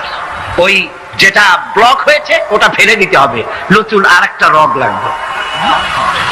এবার আপনি দেখেন, আমার আল্লাহর কুদরতের দিকে তাকান। আপনার হার্ট অ্যাটাক করতে পারে, নতুন করে একটা রগের দরকার হতে পারে। এই রগ গরুর রগ দিয়ে হবে না, এই রগটা ছাগলের রগ দিয়ে হবে না। কোথায় পাবেন রগ? কে দেবে আপনার রগ? আল্লাহ পাক আপনার পায়ের ভেতরে রানের মধ্য দিয়া স্পায়ার রগ সেখানে রেখে দিয়েছেন। হার্ট অপারেশন যখন করা হয়, ডাক্তারেরা ব্লক করা হার্ট, ওই রগটাকে ফেলে দিয়া উরুর ভিতর থেকে রগ বের করে কলিজার মধ্যে লাগায়া দেয়। সুবহানাল্লাহ। দুটি মাত্র কিডনি হলে, একটি মাত্র কিডনি হলে শরীরটা আপনার বেঁচে যায়। আল্লাহ রাব্বুল আলামিন শরীরের ভিতরে 2টা কিডনি দিয়েছেন। কিডনির নাম জীবন, কিডনির নাম কি? কিডনি অচল হলে আপনি অচল হয়ে যাবেন, শরীর ফুলে যাবে, আপনি মরে যাবেন তাড়াতাড়ি করে, রক্ত শূন্যতা দেখা দেবে। কিডনিকে বাঁচায় রাখা প্রত্যেকের জন্য জরুরি। আর কিডনি বাঁচাবার জন্য পানি খাবেন বেশি করে। কি খাবেন? কি খাবেন? পানি। সুবহানাল্লাহ, সুবহানাল্লাহ। এই পানি খান নিয়ামত, পানির অপচয় করবেন না। আমার নবী বলেছেন, প্রবাহমান নদীর ঘাটে বসেও এক ফোঁটা পানির অপচয় করো না। প্রবাহমান নদীর ঘাটে বসেও পানির অপচয় করো না। সুবহানাল্লাহ। পানি নিয়ামত, পানি খান বেশি করে, কিডনি সচল থাকবে। আলহামদুলিল্লাহ। একটা কিডনি হলে চলে, আল্লাহ পাক দুটি কিডনি দিয়েছেন, একটা বন্ধ হলে যেন আর একটা দিয়ে সে যেন চলতে পারে। সুবহানাল্লাহ।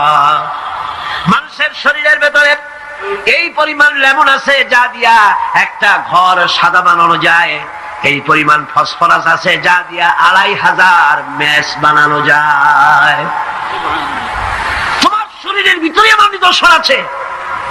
মানুষের এই আশ্চর্যজনক দেহটাকে ঢেকে রাখা হয়েছে একটি শ্বেতাতপ নিয়ন্ত্রিত চামড়া দিয়া। সেই চামড়াটা 20 বর্গ ফিট। এই চামড়ার ভেতরে রয়েছে অসংখ্য লোমকূপ, অসংখ্য লোমকূপ দিয়ে এই চামড়াটা তৈরি করে দেওয়া হয়েছে। এবং এই চামড়া দিয়ে শীত এবং গরম অনুভব করার শক্তি দেওয়া হয়েছে। দুটি চোখ দেওয়া হয়েছে, শ্রবণের জন্য কান দেওয়া হয়েছে। কে তিনি যিনি আমরা চোখ দিয়ে নেগেটিভ দেখি? চোখ দিয়ে কি দেখি? চোখ দিয়া দৃশ্যের নেগেটিভটা দেখি, ওই দেখার সাথে সাথে ব্রেনের ভিতরে গিয়া কোন শক্তি পজিটিভ বানায়া আমারে দেখায়। তার নাম কি? আমার কানের ভিতরে অসংখ্য শব্দ চতুর্দিক থেকে আসে, শব্দগুলিকে বিন্যস্ত করে একটা একটা করে শুনবার জন্য আমার কে কানের ভিতরে কে ব্যবস্থা করে দিয়েছেন? তার নাম কি? একটা মাত্র জিহ্বা, একটি মাত্র জিহ্বা মুখের মধ্যে আল্লাহ দান করেছেন। এই জিহ্বার ভিতরে কত স্বাদ আল্লাহ রব্বুল আলামিন দান করে দিলেন। এই জিহ্বায় রসগোল্লার স্বাদ একরকম, জিলাপির স্বাদ আর একরকম, চানাচুরের স্বাদ একরকম, পুঁটি মাছের স্বাদ একরকম, লোট্টা ফিশের স্বাদ আর একরকম, ঠিক কিনা? শুটকি মাছের স্বাদ আর একরকম, কাবাবের স্বাদ আর একরকম, আপেলের স্বাদ একরকম, বড়ের স্বাদ একরকম।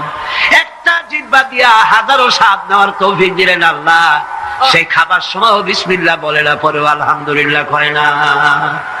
এত নিয়ামত দিয়ে আল্লাহ পাক এই সজীব শরীরকে সাজিয়েছেন, শরীরটাকে সুন্দর করেছেন, সুগঠিত করেছেন। আল্লাহ পাক বলেন, তোমার শরীরের ভিতরে রয়েছে আমার দৃষ্টান্ত, এগুলি দেখো। তোমার ব্রেইন, মানুষের মাথায় যে মাথার ভিতরে যে ব্রেইন দেওয়া হয়েছে, এর ভিতরে রয়েছে অসংখ্য সেল, যার মধ্যে বুদ্ধি, প্রজ্ঞা, সুখ, দুঃখ, মেমোরি। এই পৃথিবীতে মানুষের মাথায় যে ব্রেন দেওয়া হয়েছে, এটা সর্বোচ্চ ওজন হচ্ছে 3 পাউন্ড। 3 পাউন্ড ওজনের এই বস্তুটিকে রাখা হয় মাথার খুলির মধ্যে, মাথার মাঝখানে। এই ব্রেন দেহের কোটি কোটি সেনা প্রহরীকে পাহারার কাজে লাগায়। এই ব্রেন বুদ্ধি করে, বুদ্ধি দিয়ে লাগায়। কম্পিউটারের যে মেমোরি শক্তি আছে, পৃথিবীর মানুষের মাথায় আল্লাহ পাক যে মেমোরি দিয়েছেন, যে স্মৃতি শক্তি দিয়েছেন, সারা পৃথিবীর সমস্ত ডাটা, সমস্ত ইনফরমেশন সবগুলি মানুষ যদি তার মেমোরিতে নিয়ে নেয়, তারপরেও আল্লাহ পাক মেমোরিতে এত জায়গা করেছেন যে তার 1 লক্ষ ভাগের 1 ভাগও ভরবে না। এই ব্রেন দিয়ে আল্লাহ পাক মানুষকে বুঝতে বলেছেন, টাকা লক্ষ্য করো, আমার পৃথিবী দেখো, দুনিয়া দেখো, নিজেকে দেখো এবং আমার অস্তিত্বের কথা স্বীকার করো। আমি তোমাকে সৃষ্টি করেছি। আল্লাহ পাক বলেন, হাদা খালকুল্লাহি ফাআরুনি মাযা খালাকাল্লাযীনা মিন দুনিহি বালিয যালিমুনা ফি যালালিম মুবিন। এই হচ্ছে আল্লাহর সৃষ্টি। এখন দেখাও তো অন্যরা কি সৃষ্টি করেছে, অন্যরা কি সৃষ্টি করেছে? আছে কিছু? অন্যরা আল্লাহর জিনিস দিয়া, তারা আল্লাহর জিনিস দিয়ে জোড়াতালি দিয়ে তৈরি করেছে, কিন্তু সমস্ত সৃষ্টির মূল হচ্ছে আল্লাহ পাক। আজকে আমাদের সন্তানদেরকে যদি কোরআন থেকে আজকে যে কথাগুলি বললাম, এই কথাগুলি যদি কলেজে বিশ্ববিদ্যালয়ে পড়ানো হতো, আমার ছেলে কি নাস্তিক হতে পারত? বলেন, আমার এই ছেলে কলেজে বিশ্ববিদ্যালয়ে যেসব ছেলেপেলেরা পড়ে, এগুলি কি বোম্বাই থেকে আসছে না মঙ্গল গ্রহ থেকে নাজিল হয়েছে? আমাদের ছেলেপেলে কিনা? এই ছেলে যখন প্রাইমারি স্কুলে পড়তো, তখন রমজান মাসে সেহরি করতে না উঠাইলে সকালবেলায় মা বাপের উপরে অভিমান করে, রাত করে, কান্দাকাটি করে না খাইয়া সারাদিন রোজা রেখেছে। ঠিক না? বলেন আমার এই কথাটা ঠিক কিনা? এই ছেলেটি প্রাইমারি ছেলে হাই স্কুলে যখন গিয়েছে, তখনও সে নামাজ পড়তো। আলেম ওলামা দেখলে ভক্তি করত, শ্রদ্ধা করত। যেই না কলেজে ঢুকলো, নামাজ গেল, রোজা গেল, চরিত্র গেল। এরপরে আলেম ওলামা পীর বুজুর্গ দেখলি বলতে থাকে, এরা এই দেশটারে খাইছে। দেশ খাইলো কেমন? আলেম ওলামারা তারা কি দেশে কখনো ক্ষমতায় গেছে? বলেন গেছে? আলেম ওলামা তো জীবনে ক্ষমতাই যায় নাই, তারা দেশ খাইলো কি করে? যারা ক্ষমতায় থাকে ওরা খায় না, যারা ক্ষমতায় যায় না ওরা খায় জম্বের খাওয়া। আশ্চর্য কথা, এরা এই দেশটারে খাইছে। নামাজ নাই, রোজা নাই, তারপরে বলা শুরু করে আল্লাহ নাই। এরপরে ডু ফুর্তি, নো চিন্তা, জেনা, ব্যভিচার, মদ, জুয়া ইত্যাদিতে লিপ্ত হয়ে গেল। আমার সোনার টুকরা ছেলে যেই না গেল বিশ্ববিদ্যালয়, কয়লার টুকরায় পরিণত হয়ে গেল। ঠিক কিনা? এটা কে করলো? কে করলো? করেছে এক শ্রেণীর ঠক নামের কলঙ্ক, যারা শান্তিনিকেতনের গোলাম, যারা মার্কস এবং লেনিনের গোলাম, মাও সেতুংয়ের গোলাম। এই গোলামেরা দুনিয়ার মানুষকে, আমার সন্তানগুলিকে ধ্বংস করে দিল। আজ যদি আমি আলোচনার শুরুতেই বলেছিলাম, যদি কোরআন এবং সুন্নাহ যদি পড়ানো হতো কলেজ বিশ্ববিদ্যালয়, তাহলে আমার এই সন্তানগুলি চোর হতো না, ডাকাত হতো না, জেনাকার হতো না, বদমাশ হতো না, খাঁটি মুসলমান হয়ে বেরিয়ে আসতো, যা দেখলে আমাদের চক্ষু ঠান্ডা হয়ে যেত। জোরে বলেন সুবহানাল্লাহ। সেই ধরনের এই কোরআন ভিত্তিক শিক্ষা ব্যবস্থা বাংলাদেশে চালু হোক, তা কি আপনারা চান? জোরে বলেন চান? যারা যারা চান দু হাত উঁচু করে দেখান। اللهم آمين. ربنا ظلمنا أنفسنا وإن لم تغفر لنا وترحمنا لنكونن من الخاسرين. ربنا لا تزغ قلوبنا بعد إذ هديتنا وهب لنا من لدنك رحمة إنك أنت الوهاب. أي الله تعالى বিশাল এই জনসমুদ্র নিয়ে তোমার দরবারে কোরআনে কারীমের আলোচনা করে হাত তুলেছি। মেহেরবানি করে সবটুকুন জনাবে মুহাম্মদ রাসূলুল্লাহ সাল্লাল্লাহু আলাইহি সাল্লামের রূহ মুবারকে পৌঁছে দাও। तमाम পৃথিবীর মাটির নিচে যত মুমিন মুমিনাত শুয়ে আছেন, তাদের আরওয়ার পরে সওয়াব পৌঁছায় দাও। হে আল্লাহ তাআলা, আমাদের মধ্য থেকে যাদের মা বাপ দুনিয়া থেকে জন্মের মতো বিদায় হয়ে গেছে, কবরগুলিকে জান্নাতের টুকরা বানায়া দাও। রব্বিরহামহুমা কামা রব্বায়ানি সগীরা। সবাই পড়েন, রব্বিরহামহুমা কামা রব্বায়ানি সগীরা। হে আল্লাহ তাআলা, বিশাল এই মাহফিলে কোরআন শোনার জন্য কোরআনের পাগল মুসলমানেরা, অমুসলিমরা দূর দরাজ থেকে, বিভিন্ন জেলা থেকে, আশেপাশের দেশ থেকে কোরআন শোনার জন্য আসে। আল্লাহ তুমি দয়া করে কোরআনের হেদায়েত আমাদের নসিব করে দাও। আমাদের এই দেশটি কোরআনের শাসন দিয়ে পরিচালিত হয়েছে, এই দৃশ্য আমাদের চোখে দেখার তৌফিক দান করে দিও। হে আল্লাহ তাআলা, এই বিশাল মাহফিল পরিচালনা করতে গিয়ে ইসলামী সমাজ কল্যাণ পরিষদ প্রতি বছর হিমশিম খেয়ে যায়। সামান্য একটা মেয়ের বিয়েতে কত টাকা লাগে, লক্ষ লক্ষ টাকা সেখানে খরচ হয়ে যায় ছেলে মেয়ের বিয়েতে। আর এত বড় বিশাল প্যান্ডেল, এত লাইট, এত মাইক, এত প্রচার, এত মাইকিং, এত হ্যান্ডবিল, এত পোস্টার, এত মেহমান। হায় আল্লাহ তাআলা, এত ভলেন্টিয়ার, কত বেশি খরচ হতেছে। আল্লাহ তোমার বান্দাদেরকে বোঝার তৌফিক দিয়ে দাও। তোমার দিনদার, ইমানদার, মালদার সমস্ত মানুষদেরকে এই বিশাল মাহফিলে আর্থিক দিক থেকে সহযোগিতা করার তৌফিক দান করে দাও। হায় আল্লাহ, যে সমস্ত মেহমানদেরকে এখানে দাওয়াত দেওয়া হয়েছে, সমস্ত মেহমান সহি সালামতে তাদের যাতায়াতের ব্যবস্থা করে দিও এবং তাদেরকে সুন্দর করে উপস্থাপনা করার বলার তৌফিক দান করে দিও। রব্বুল আলামিন, তুমি আমাদের দিনের সমস্ত নেক কামনা পুরা করো এবং আমাদেরকে তোমার খাঁটি গোলামদের মধ্যে শামিল করো। রব্বুল আলামিন, কিয়ামতের দিন তুমি মেহেরবানি করে আমাদেরকে তোমার গোলাম হিসেবে কবুল করে নিও। ربنا تقبل منا إنك أنت السميع العليم وتب علينا إنك أنت التواب الرحيم سبحان ربك رب العزة عما يصفون وسلام على المرسلين الحمد لله رب العالمين واجعل آخر كلمة عند الموت لا إله إلا الله محمد رسول الله।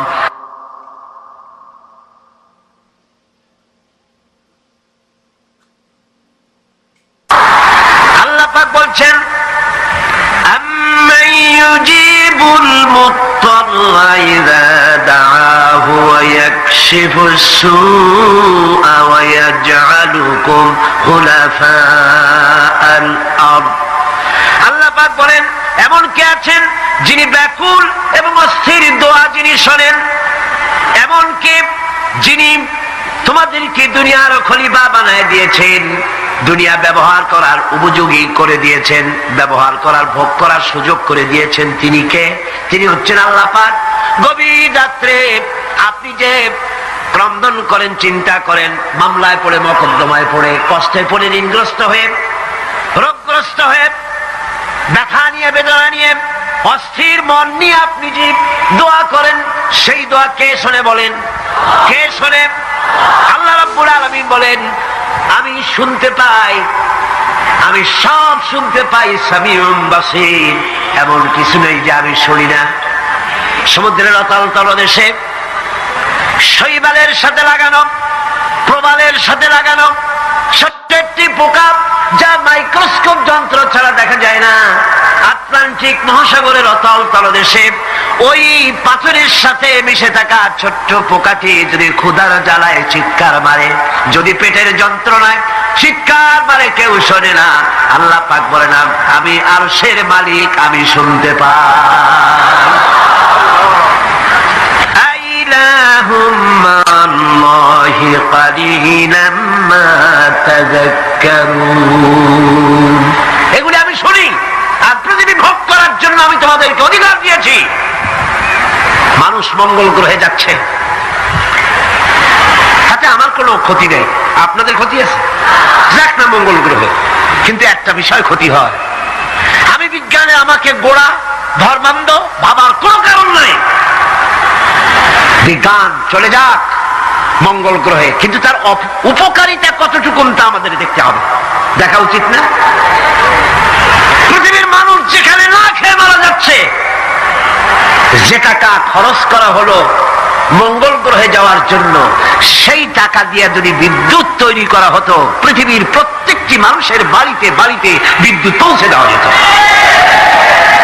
যে টাকা দিয়ে বোম তৈরি করা হচ্ছে মানুষ মারার জন্য, সেই টাকাগুলি যদি একত্রিত করা হতো, তাহলে পৃথিবীর প্রত্যেকটি গ্রামে গ্রামে, বাড়িতে বাড়িতে বিশুদ্ধ পানি ও পানির ব্যবস্থা করা যেত। মানুষ মারার জন্য যত অস্ত্র তৈরি হলো, তা যদি একত্রিত করা হতো, সেই টাকা দিয়ে পৃথিবীতে এত হসপিটাল করা যেত যে বিনা চিকিৎসায় কেউ মারা যেত।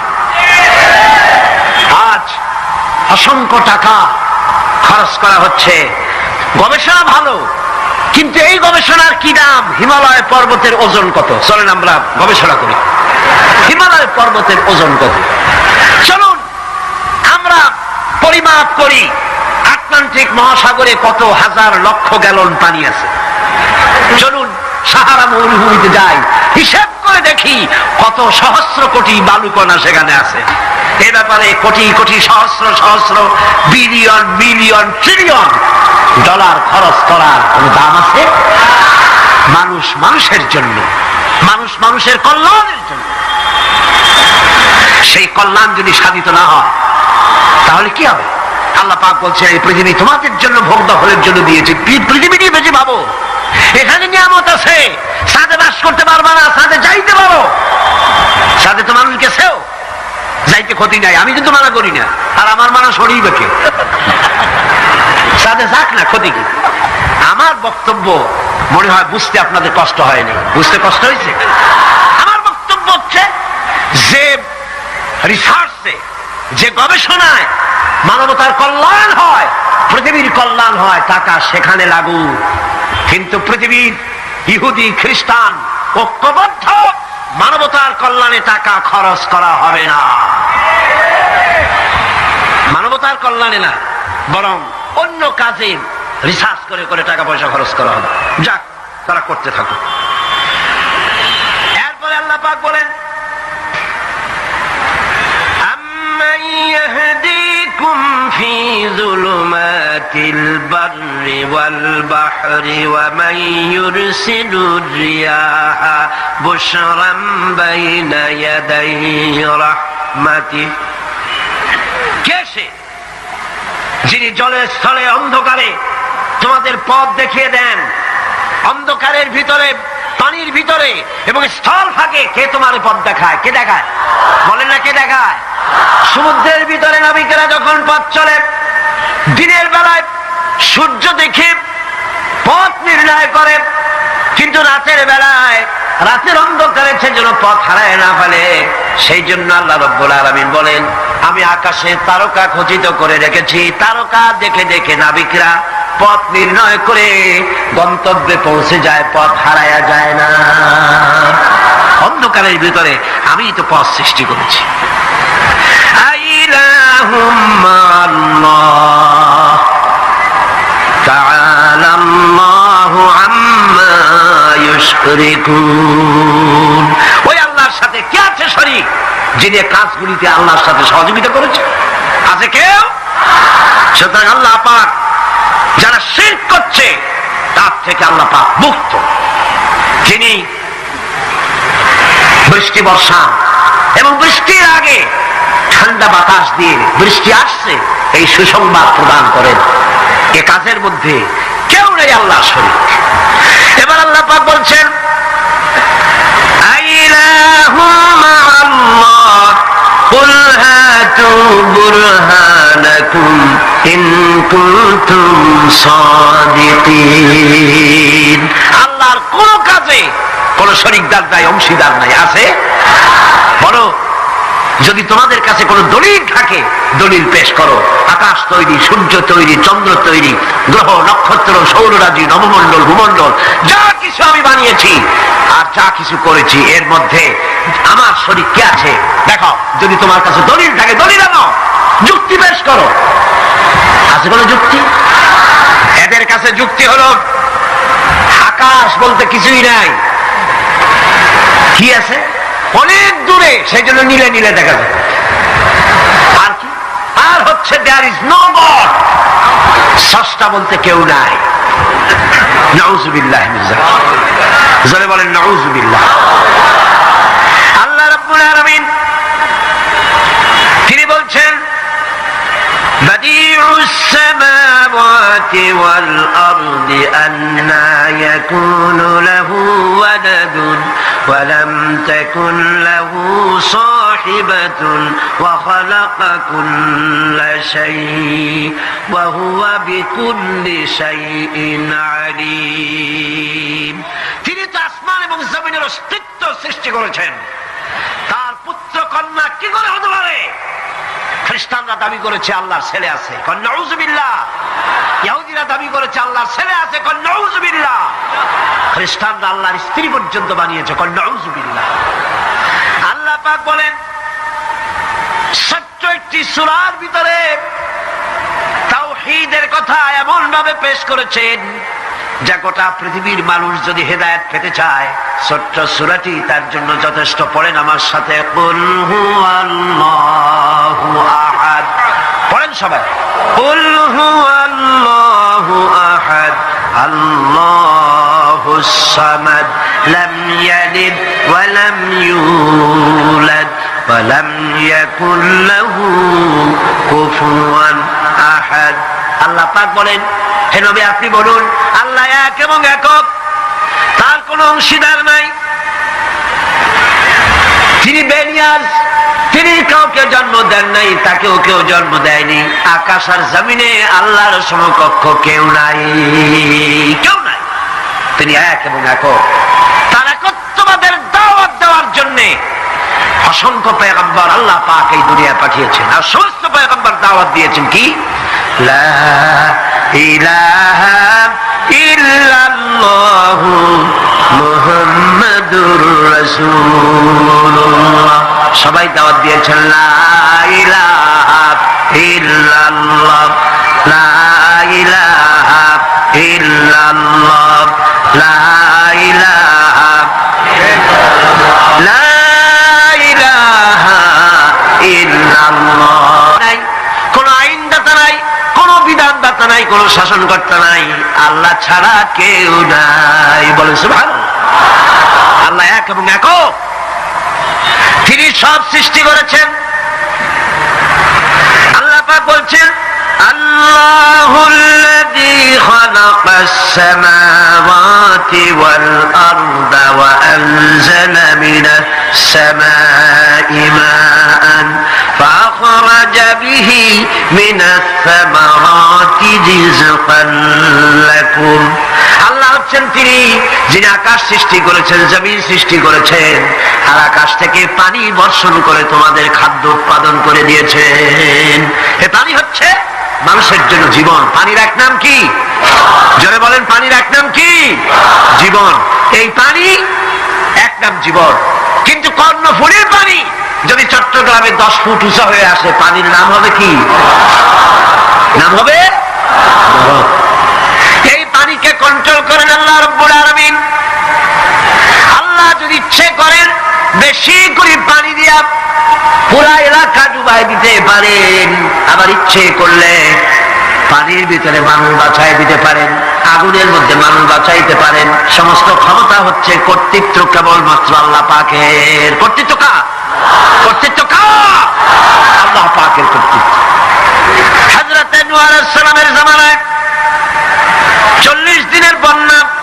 এই বন্যার পরে জাহাজ যখন নেমে গেল, তখন তিনি মনে মনে ভাবলেন, আমি তো জোড়ায় জোড়ায় করে সমস্ত প্রাণীগুলি আর মানুষগুলি, কিছু কিছু মানুষ যারা ঈমান এনেছিল তাদের জাহাজে উঠাইছে, কিন্তু একটি বুড়ি আমার উপরে ঈমান এনেছিল, আর আমি তার ওয়াদা করেছিলাম সাথে করে নিয়ে যাব, আমি তো তার কথা ভুলে গিয়েছি। অনুশোচনা এলো। জাহাজ থেকে নেমে চতুর্দিকে লক্ষ্য করলেন, মানুষ নাই, জনপদ নাই, সব শেষ হয়ে গেছে। পাহাড় পর্বত কাত হয়ে পড়েছে, বিল্ডিং গুলি শেষ হয়ে গিয়েছে, কোন জনপদে কোনো প্রাণী নাই, প্রাণী বলতে কিছুই নাই। হঠাৎ দূরে দেখতেন একটা কুড়ে ঘরের মতো দেখা যায়। ভাবলেন এত বড় বন্যার ভিতরে কুড়ে ঘর কেমনে থাকলো? আস্তে করে হেঁটে গেলেন কুড়ে ঘরের কাছে। ভেতরে মানুষ আছে বলে মনে হলো। বাইরের থেকে প্রশ্ন করলেন, ভিতরে কে? জবাব এলো, আমি এই ঘরের মালিক, আমি এক বুড়ি বিধবা এক মহিলা। আপনি কে? তিনি বললেন, আমি হচ্ছি এই জামানার পয়গম্বর হযরত নূহ আলাইহিস সালাম। বুড়ি বলছেন, আমারও ধারণা তাই। আপনি আমাকে ওয়াদা করেছিলেন বন্যা হলে পরে, বন্যার আভাস যখন আপনি পাবেন, আমাকে আপনি সাথে করে জাহাজে উঠায় নিয়ে দিবেন। আমার মনে হয় বন্যা কবে হবে সেই খবর দেওয়ার জন্য আপনি এসেছেন। হযরত নূহ আলাইহিস সালাম সিজদায় পড়ে কাঁদতে লাগলেন, বললেন, রব্বুল আলামিন, তোমার কুদরত বোঝার ক্ষমতা আমার নাই। 40 দিন পর্যন্ত পানির ভিতরে মানুষ কেমনে জীবিত রইল? আল্লাহ পাক শোনালেন, নূরে বিপদ যখন এলো, তুমি তোমার উম্মতকে ভুলে যেতে পেরেছো, ভুলে গিয়েছো, কিন্তু আমি রব্বুল আলামিন রহমানুর রহিম, আমি আমার বান্দিরে ভুলি নাই। পানির স্রষ্টা আল্লাহ, পানির ভিতরে তিনি বাঁচাতে পারেন, আবার তিনি আগুনের ভিতরে বাঁচাতে পারেন, সব কিছু করতে পারেন। সমস্ত ক্ষমতা আল্লাহ পাকের। সমস্ত ক্ষমতা কার? আরো জোরে বলেন, কার? আল্লাহ পাক বলেন, এভাবে করে আমি আকাশ সৃষ্টি করেছি, জমিন সৃষ্টি করেছি, বৃষ্টি দিয়েছি, আর চন্দ্র সূর্য তৈরি করেছি, তারপরে আমি তোমাদেরকে নিয়ামত দিয়ে ভরে দিয়েছি। ওয়া ইন তাউদ্দু নি'মাতাল্লাহি লা তুহসুহা, আমার নিয়ামত যদি গণনা করো গুনে গুনে আমার নিয়ামত শেষ করতে পারবে না। সুবহানাল্লাহ। হাদা খালকুল্লাহি ফাআরুনি মাযা খালাকাল্লাযীনা মিন দুনি, এ হচ্ছে আল্লাহর সৃষ্টি। আর আল্লাহ বাদে অন্যরা কি সৃষ্টি করেছে দেখাও, যদি ক্ষমতা থাকে দেখাও কি সৃষ্টি করেছে অন্যরা। আছে কিছু? আছে কিছু? সমস্ত সৃষ্টির মালিক কে? আরো যারা বলেন কে? সব কিছুর স্রষ্টা হচ্ছেন আল্লাহ পাক। ওই আকাশের মালিক কে? চিল্লায় বলেন জোরে সোরে, আকাশের মালিক কে? বাতাসের মালিক কে? চন্দ্র সূর্যের মালিক কে? পৃথিবীর মালিক কে? গোটা সৃষ্টি জগতের মালিক কে? সবকিছুর মালিক যিনি, তিনি বলছেন এগুলি সব আমি সৃষ্টি করেছি। ফারুনি মাযা খালাকাল্লাযীনা মিন দুনি, আমি ছাড়া অন্যরা কে কি তৈরি করেছে দেখাও। আরে মা বাবার কথা মতো যে জন চলে না, বলুন মা বাবার কথা মতো যে জন চলে না, আল্লাহ নবীজির দয়া তারা পাবি না। আইরে আল্লাহ এক ছেলে তার শাশুড়ি বেড়াইতে আইছে, তো বাজার থেকে সবচেয়ে বড় রুই মাছটা আনছে, যেহেতু শাশুড়ি আইছে সবচেয়ে বড় রুই মাছটা। বিবি সাহেবা তো মাছ কাটতেছে, ছেলের মা বলতেছে, বৌমা এত বড় রুই মাছ তো সে কোনোদিন আনে না, এই রুই মাছের মাথাটা কিন্তু আমারে দিস। আচ্ছা ছেলে যদি বড় মাছ আনে, মা মাছ খাওয়ার দাবি আছে না? ছেলের জন্য কি মা কষ্ট করে নাই? ছেলের প্রস্রাব পায়খানা কি মা পরিষ্কার করে নাই? মা করছিল না শাশুড়ি করছে? আচ্ছা এই যে বারবার বলতেছে বৌমা শুনছস, এ রৌ মাছের মাথাটা কিন্তু আমারে দিবি, এত বড় মাছ তো সেই জীবনে কোনদিন আনে না। আচ্ছা যে বউ বলো নিজের মারে থুয়া স্বামীর মারে মাথাটা দিতে কি তার মন চায়? সে তো তাকায় রয়েছে নিজের মারে দিব, অন স্বামীর মা চাইতেছে, অন চিন্তা পড়ে গেছে কি করি কিন্তু কোনো কথা কয়। আবার যখন বলছে বউ গো কইছিলাম যে খেয়াল রাখিস, কিন্তু এই কথাটাই ছেলে শুনছে, মা তো চলে গেছে। ছেলে জিগায় বারবার বিবির কাছে, বিবি আমার মা খালি কি কইছিল? কইছিলাম যে খেয়াল রাখিস, কি কইছিল? বিবি কয় তোমার মা যেই কথা বলছে, তোমার মা এই কথা কারো কাছে বলা যাবে না, এমন জঘন্য এক কথা বলছে। আচ্ছা বলুন মা কি আসলে জঘন্য কথা বলছিল? মা কি এর কথা বলছিল? কিন্তু বিবি সব কথাটারে পাল্টা এলাইছে। বাবা যুবক, এখনো কিন্তু তোমার বিবি তোমার মা বাবার বিরুদ্ধে এমন কমপ্লেন দিতে পারে, কিন্তু মা বাবার কাছে যাচাই না করে মা বাবার উপর অ্যাকশনে যায় না। এখন তো যেটা কইবো অ্যাকশনে চলে যায় বাঙালি। আগে জিগাইলো মা এই কথা বলছে কিনা, কিন্তু ছেলে তো অ্যাকশনে চলে গেল। কিভাবে? কি কইছে মা? তোমার মা যেটা বলে তোমাকে বলা যাবে না। আর কি বলছে বলো না? তোমার মা বলছে তোমার তো বাবা নাই, এই বুড়া বয়সে তোমার মাকে আরেক জায়গায় বিবাহ দিতা। নাউজুবিল্লাহ। আসলে কি মা এই কথা বলছিল? দেখলেন কথাটা বদলাইছে। এরকম বদলাইন না মানুষ আছে না বাংলাদেশে? আপনাদের চট্টগ্রামে নাও থাকতে পারে, আমাদের এলাকায় আছে। কত সংসারকে বুড়া মা বাবারে ফেলায়া ওই ছেলে বিবি নিয়ে আলাদা খায়, মা বাবার খবর নেয় না। কি হবে নবীকে ভালোবাসা দিয়ে? কি হবে মিলাদুন নবী করে? কি হবে কাউকে বাকি স্মরণ করে? যদি মা বাবারে কেউ কষ্ট দিয়ে থাকো, নবীর শাফায়াত নসিব হবে না। বিবির কথায় মা বাবা আলাদা, বহু ঘটনার বহু। ছেলে জিগাই মা এ কথা বলছে, হ্যাঁ কও কি? এই মারে তো রাখা যায় না, এই মা সংসারে থাকতে আমার ইজ্জত বাঁচবে না। টেনশন খুব, মার দিকে ফিরাই চানা। কইল কি মা? আচ্ছা মা কি আসলে কথা বলছিল? বিবির সাথে পরামর্শ করে কি করা, কেমনে কি করা। বিবি কই চিন্তা করো না, রাত্রে যখন ঘুমাইবো ঘুমের ঘরে খাতা দিয়া বইলা একবারে নদীর ওই পার নিয়া বালুর চরে ফালাইয়া দিয়ামু, যেখানে কোনো মানুষ টানুষ নাই, 2-4 দিন থাইকা পুরা মানুষ এমনি মইরা যাইবো, এমনি বা শেষে। ছেলে কো ঠিক বলছো। এই মা যদি সংসারে রাখি, আরো কারো কাছে এই কথা বলে ফেলে, আমার ইজ্জত থাকবে না, আমার বংশের ইজ্জত নষ্ট হয়ে যাবে, মানুষ সমালোচনা করবে। ঠিক আছে, এটাই সিদ্ধান্ত। মাকে কি করবে? রাত্রে নদীর ওই পার বালুর চরে ফালায় দিয়ে আসবে। রাত্রে ছেলের মা এবং মেয়ের মা দুজন বেআইন না? আপনারা কি করেন? এদেরকে কি করেন? বেআইন না? বেআইন তো, দুই বেআইন তো বিছানায় বসে বসে কথা বলতেছে। কি কথা, মজার মজার কথা। কথা বলতে বলতে রাত্র যখন বেশি হয়ে গেছে, মেয়ের মা ওই ছেলের মার বিছানার মধ্যেই শুইয়া ঘুমায় গেছে। ছেলের মা ভাবতেছে, বিয়ান মুরব্বী মানুষ এখানে ঘুমাইছে, আমি যদি সাথে ঘুমাই হয়তো তার কষ্ট হইতে পারে, এই বিছানাটা তো খালি আছে, আমি না হয়ে রাত ঘুমাই। ঠিক আছে, তার জন্য গর্ত করতেছেন, এই গর্তের মধ্যে নিজেই পড়বেন। এটা কার বিচার? এই বিচার করুন না, আসেনি এখনো। সঠিক বিচার করার মালিক একজন আছে কিনা? সেই মালিকের নাম কি? সেই মালিকের নাম কি? সে আল্লাহকে খুশি করতে রাজি আছেন তো? সে আল্লাহকে খুশি করতে গেলে আগে খুশি করতে হবে কাকে? মুহাম্মাদুর রাসূল। এই নবীকে খুশি করলেই আল্লাহ খুশি। তাই আজকে আমরা সেই নবীকে খুশি করার জন্য এই মাহফিলে বসেছি। আল্লাহ তুমি কবুল করো, সকালে বলো না।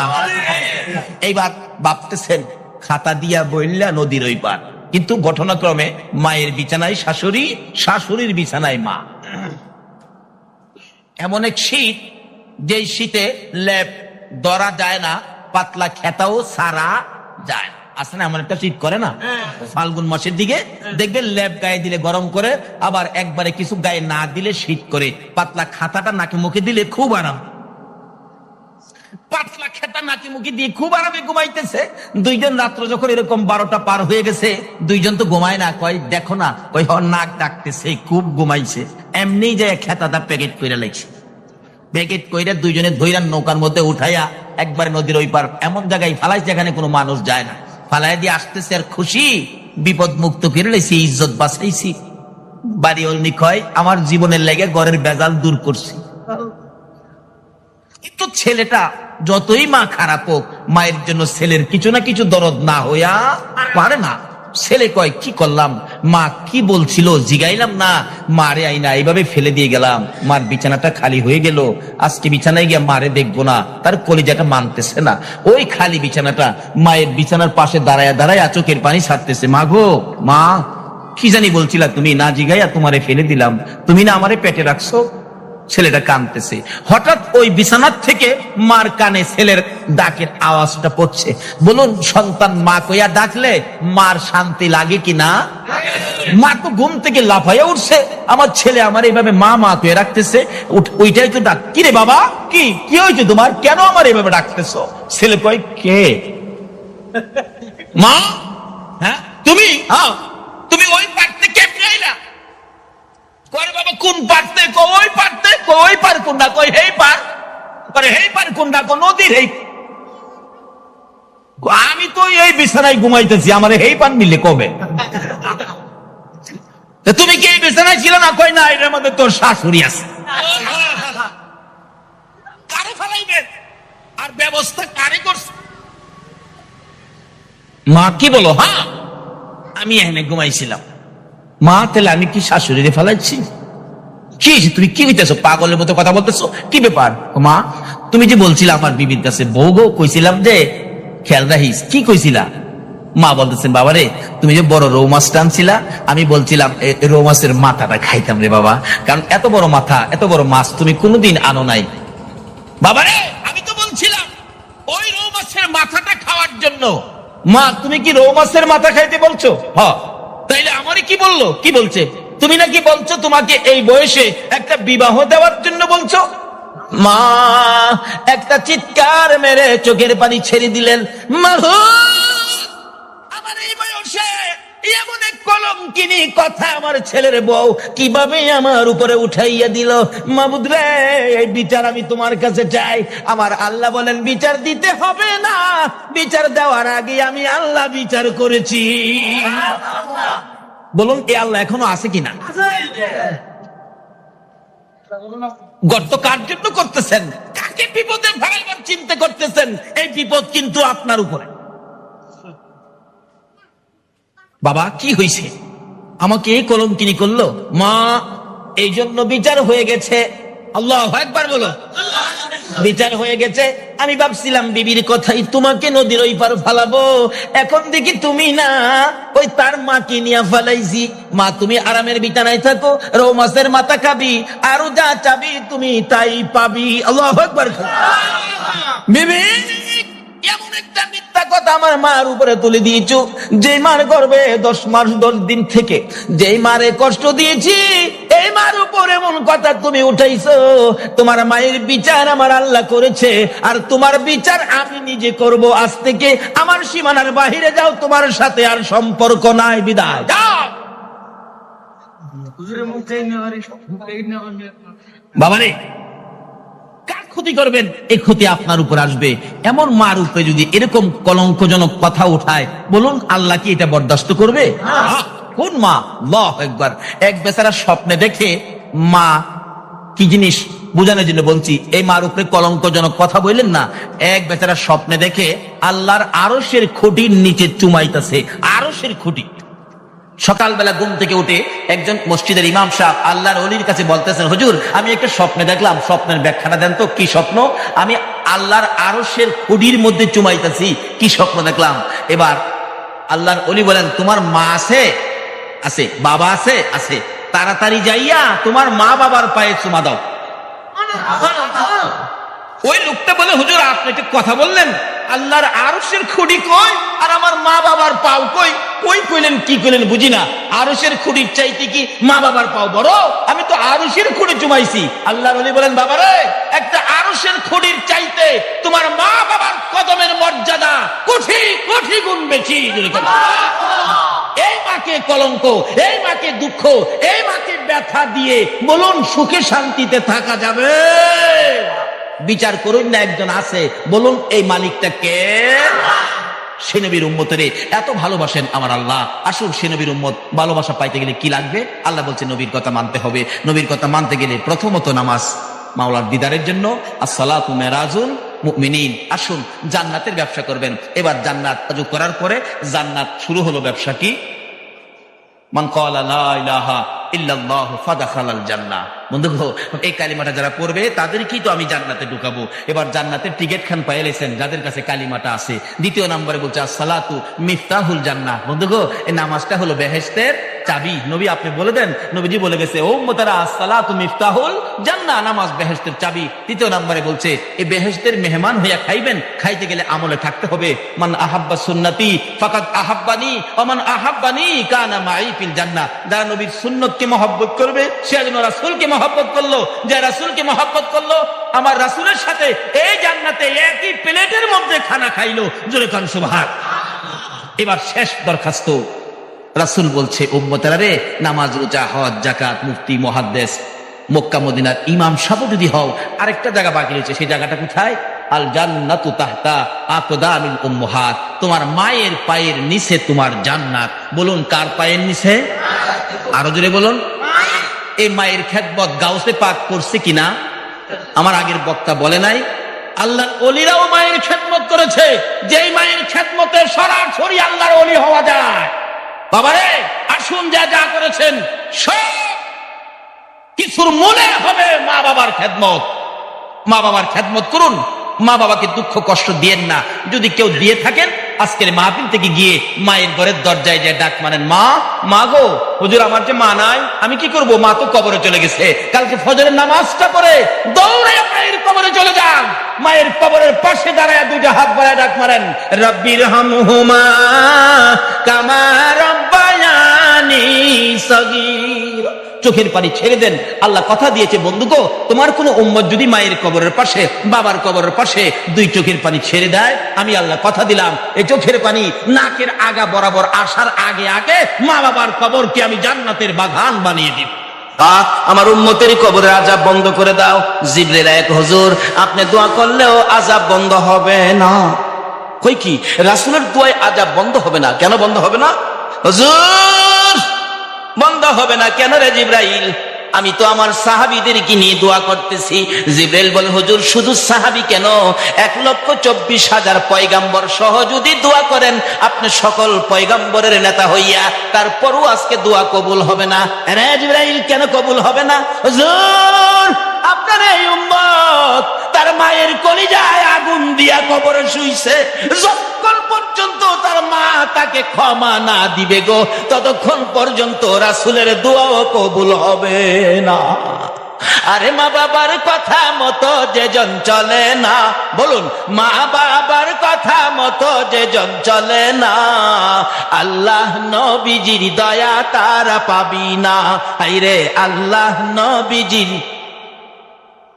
মা বাবাকে দুঃখ দিলে নামাজে রোজা যাইবি ফলে, মা বাবাকে দুঃখ দিলে নামাজে রোজা যাইবি ফলে, মার কলিজায় আঘাত দিলে খোদা সহে না, মার কলিজায় আঘাত দিলে খোদা সহে না, আল্লাহ নবীজির দয়া তারা পাবি না।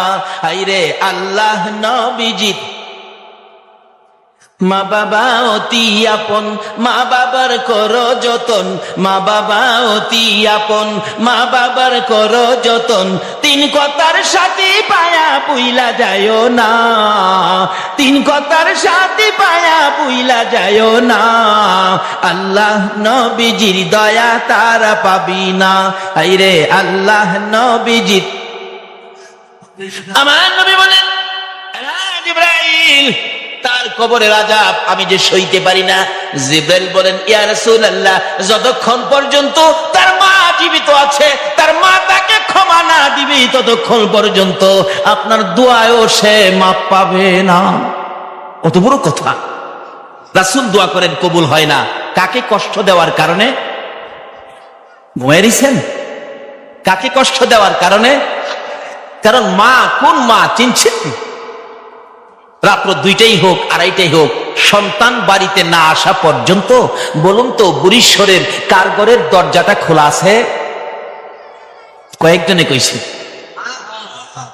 সন্তান বাড়িতে আসলো না, এ বুড়িশ্বরের একজন সন্তান বাড়িতে আসলো না, 2টায় বাইজা গেছে রাত্র, সারা বুড়িশ্বরের ঘরে ঘরে দরজা বন্ধ, একটা ঘরের দরজা বন্ধ হলো না। বলুন তো এই ঘরটা কার ঘরটা? আরো জোরে কর। মা। কোন মা? যেই মার পেটে 10 মাস 10 দিন ছিলাম। এরকম রাত্রে আমরা সকলেই একদিন মায়ের পেটে ছিলাম কিনা? এই রাত্রে মা আপনাকে আমাকে পেটে নিয়ে ঘুমাইতো, কিন্তু আমরা মাকে ঘুমাইতে দেই নাই। একটা লাথি মারছি, মা চট করে ঘুম থেকে উঠছে। আর একটা লাথি মারছি, মা জিহ্বা কামড়ায়া সহ্য করেছে। অথচ পাশে বাবা শুয়েছিল, বাবাকেও ডাক দেয় নাই। আর একটা লাথি মারছি রে, মা দুঃখিনী ওইটা দাঁড়াইয়া গেছে। দাঁড়াইয়া থাকতে থাকতে তোমার আমার মা কত রাত্র যে ফজরের আযান পড়ে গেছে, মা মন ভরে ঘুমাইতে পারে না। এই মারে যদি কষ্ট দাও গো, রাসূলের দোয়াও কবুল হবে না। জীবনে কত মা তোমার আমার মতো একটা সন্তানের মুখ দেখার আশায় কত মা যে দুনিয়ার থেকে বিদায়ী হয়েছে, হয় নাই? ডেলিভারিতে অনেক মহিলা মারা যায় না, তারপরও মা জাতি মহিলা মেয়ে তাদের কত সাথ, তাদের সঙ্গে মহিলাটা ডেলিভারিতে মারা গেছে, এরপরও অন্য মহিলারা কি বাচ্চার আশা কি ছাইরা দিছে? জীবন দিয়ে হইলেও একটা বাচ্চার মুখ দেখতে চায়। আমি যে এলাকায় মতি করতাম, আলোচনায় বলি, ঘটনাটা শুনছেন হয়তো কেসেটে। একটা মহিলা, গরিবের মেয়ে, বাচ্চা হবে, 3 দিন পর্যন্ত প্রসব ব্যথা, কিন্তু বাচ্চা হইতেছে না, চিকিৎসা করার মতো পয়সা নাই, এমনকি তার ঘরে কোনো খাবার পর্যন্ত ছিল না। 3 দিন পরে একবারে মৃত্যুর সাথে পাঞ্জা লড়ছে।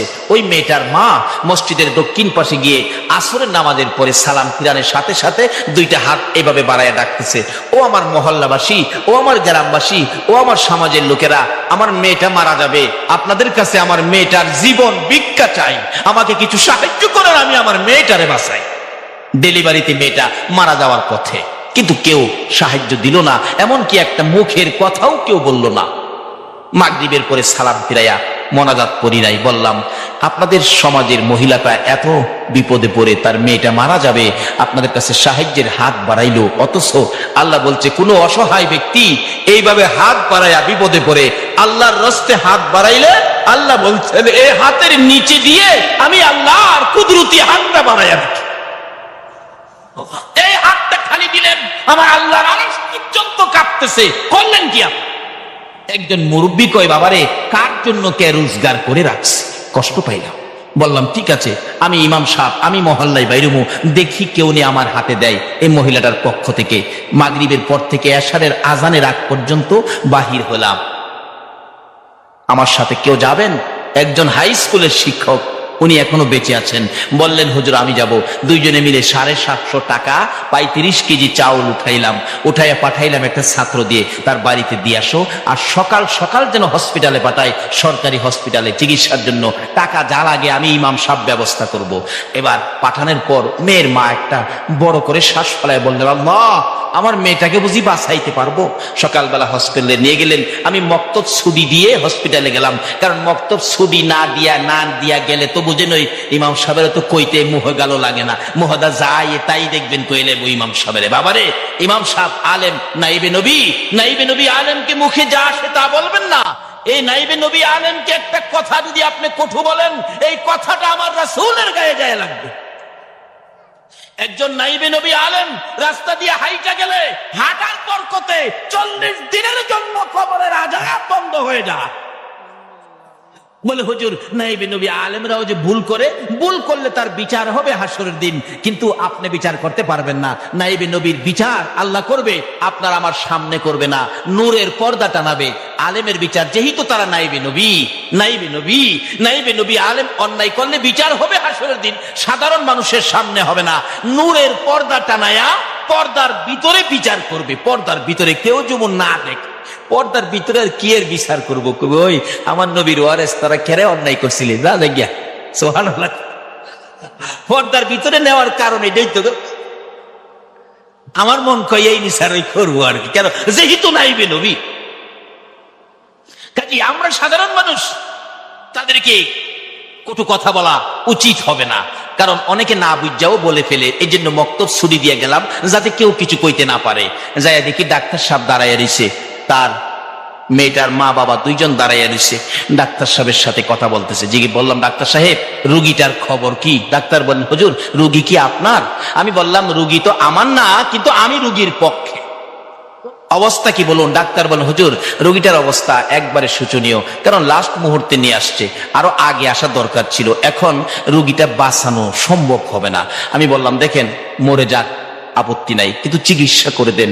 চিকিৎসা ব্যতীত যদি মেয়েটা মরে যায় তা তার মা বাবার কলিজায় আজীবন একটা দুঃখ থাকবে, চিকিৎসার অভাবে আমার মেয়েটা মারা গেছে, চাইলে চিকিৎসা করেন যাতে দুঃখ না থাকে, টাকা যা লাগে আমি দেখবো।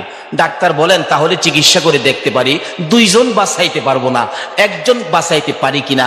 বাচ্চাটা বাঁচাইতে গেলে মা মারা যাবে, মা মারা গেলে মা বাঁচাইতে গেলে বাচ্চা মারা যাবে। আপনারা এখন ডিসিশন দেন আমি কোনটা বাঁচাবো। আচ্ছা বলুন তো মেয়ের মা বাবা কার কথা বলবে? মেয়ের কথা, যেহেতু মেয়ে তাদের সন্তান। ডাক্তার সাহেব বাচ্চাটা মেরে ফেলুন, আমার মেয়েটাকে বাঁচাইয়া দেন। তখনও মেয়েটা জ্ঞান হারা ছিল। মা বাবা যখন বলেছে বাচ্চাটা মেরে ফেলুন, আমার মেয়েটাকে বাঁচাইয়া দেন, আল্লাহ সাক্ষী তখন দেখলাম ওই জ্ঞান হারা মেয়েটা দুইটা চোখ খুলছে, জর্জর করে পানি ছেড়ে দিয়েছে, ঠোঁট দুইটা নাড়াইয়া কথা বলতে চাচ্ছে, কথা বলতে পারতেছে না।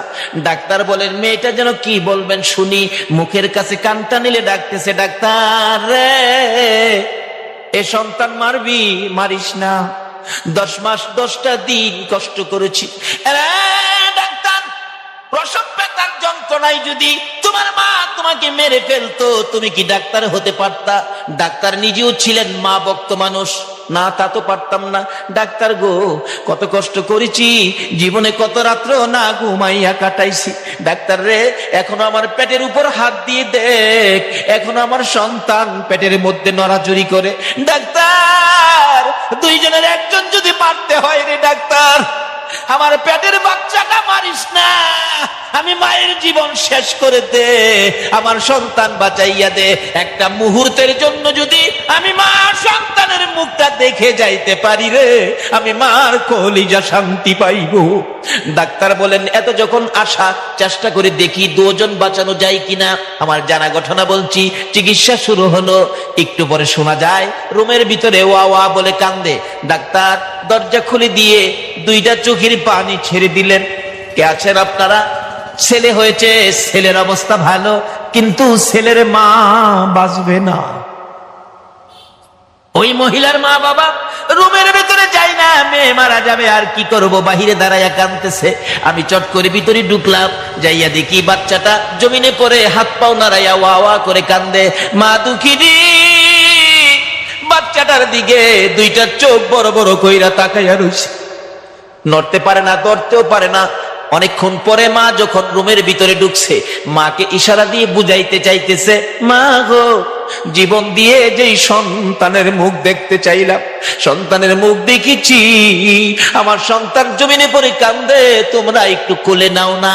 কিন্তু ইশারা বুঝাইতে চায়, তারা তো বুঝতে চায় না। অবশেষে দুইটা হাত নড়াচড়ি করে বুঝাইতেছে, মা, যেই সন্তানের জন্য জীবন দিতে যাচ্ছি গো, আমার সন্তানটা কিছুক্ষণের জন্য দাও নাই আমার বুকে উঠাইয়া। এই সারাটাও বুঝতে চাইতেছে না, বুঝতে পারতেছে না। অবশেষে দেখলাম দুঃখিনী মা নিজেই দুইটা হাত বাচ্চার দিকে বাড়াইতে চাইতেছে, শক্তি কুলায় না, ধাক্কা দেয় একটু বাড়ে, আর একটু ধাক্কা দেয়, আর একটু সামনে বাড়ে।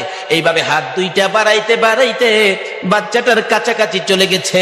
আর একটু যদি বাড়তো, বাচ্চারা গায়ে লাগতো, মা কলিজা শান্তি পাইতো। বাচ্চাটার কাছাকাছি হাতটা পড়ে আছে, মা দরদি বাচ্চার দিকে তাকাই আছে। এইভাবে তাকাইয়া থাকতে থাকতে রে মা দরদি বিদায় হইয়া যায়। আমার নবী বলেছে, উম্মতরা রে, এই মারে যারা কষ্ট দিবি রে, আমি নবীর শাফায়াত নসিব হবে না। বাবারা, কবরে যাবেন, এই মার সাথে ব্যবহার কি করেছেন এটা আগে পরিষ্কার করেন। রাসূল বলেন, আমি তো ডাকতেছি জিবরাইল, এই আযাব আমি উপস্থিত থাকতে আমি সহ্য করব কিভাবে? জিবরাইল বল, হুজুর, তার মার কাছে ক্ষমা না পাওয়া পর্যন্ত আল্লাহ তাকে মাপ দিবে না, আপনি রাসূলের দোয়াও কবুল হবে না। রাসূল বলেন, তার মা কোথায়? ঠিকানা দিলে যে ডাকতেছে, মা, আপনার ছেলেটা মারা গেছে? জি হুজুর, মারা গেছে। আপনার ছেলের কবরে তো আযাব চলছে। মা বলেন, হুজুর, আযাব হইতাছে? আল্লাহ আরো আযাব দেখ। হ্যাঁ, আমারে পুইরা দিচ্ছে। মারে কষ্ট দেওয়ার মানুষ আছে না বাংলাদেশে? হ্যাঁ, আমারে পুইরা দিচ্ছে হুজুর। রাসূল বলেন, মাকে তো না দেখাইলে মা মায়া হবে না। রাসূল বলতেছেন, মা, আপনি একটু আসেন, আপনার ছেলের অবস্থা দেখা যান। কবরের পাশে দাঁড় করাই রাসূল বললেন, প্রভু গো, তার মাকে কবরের আযাব দেখার শক্তি দাও। বলুন, এই নবীর কথাই দিবে কিনা? বলতে দেরি, শক্তি দিতে দেরি নাই। মা দেখে কবরের ভিতরে আযাব, মাথার থেকে চামড়াটা সিলাইয়া একটা টানে পাও পর্যন্ত নিয়ে যায়। আর ওই সিলানো শরীরের মধ্যে দাও দাও করে আগুন।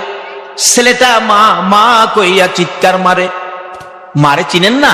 বিপদে আপদে পড়লে বলুন অটোমেটিক মুখ দিয়া কার কথা আসে? পায়ে ব্যথা পাইয়া পায়ের নুকটা একবারে সিটা পড়ে গেছে। বলুন পায়ে হাত দিয়া কি বলে কাঁদতেছে বাচ্চাটা? মা, মাগো মা। পেট ব্যথায় অস্থির, শ্বশুর বাড়ির খাইয়া এমন খাওয়া খাইছে, ব্যথা উঠছে পেটে। বলুন কি বলে কাঁদতেছে জামাই? মা, মাগো। শাশুড়ি কই, বেটা আমার বাড়ির খাইয়ে তোর মারে ডেকে কাঁদতোস? আমার আল্লাহ কই, তোর বাড়ির খাইনি কি বো, ব্যথাই বেদনায় মার কথাই আসবে, জুতা দাবাই রে ও তোর কথা। কেন এই সন্তান নিয়ে কষ্ট ব্যথা বলুন কে বুক করেছে? মা। এই জন্য ব্যথাই বেদনায় পড়লে কার কথা মুখ আসে? মা। বলে হুজুর, বাবার কথা কইতেন না? বাবা কি কম কষ্ট করছে, রোজগার করে খাওয়াইছে না? বাবার কথা আসে একবার, কোন সময়? ব্যথাই বেদনাই না। দেখবেন এই বৃষ্টি বাদলের দিন সকালবেলা ঘর থেকে ওইটাই দেখে উত্তর দিক দিয়ে এমন আকাশে মেঘ জমেছে, একবারে কালো অন্ধকার হয়ে রয়েছে। ঘুম থেকে ওইটা এই কালো হাঁসটা দেখা বলুন তো কি বলতেছে? বাবা রে বাবা, দিনের হাজ দেখলে বাবার কথাই গিয়ে, কিন্তু ব্যথাই বেদনায় বাবার কথা। বলুন কার কথাই গিয়ে? মা। রাসূল বলতেছেন, আল্লাহ তার কবরের আযাবটা দেখার শক্তি দাও। মা দেখতেছে ছেলেটার সমস্ত শরীরের চামড়া নাই, জাহান্নামের আগুন দাউ ধাউ করে জ্বলতেছে। মাগো মাগো মাগো কইয়া কাঁদতেছে। আবার চামড়া ভরে যায়, পাও থেকে ফেরেশতারা চামড়াটা সিলাইয়া মাথা পর্যন্ত আনে, আবার জাহান্নামের আগুন জ্বলতে থাকে। মাগো মাগো কইয়া কান্দে। মা সন্তানের ব্যথা দেখে রে মা নিজের ব্যথা ভুলে গেছে। তাই আমি বলি, ছেলে মাকে ভুলে যাই গো, মা ছেলেকে ভুলে না। এমন দরদি মাকে আর ব্যথা দিও না।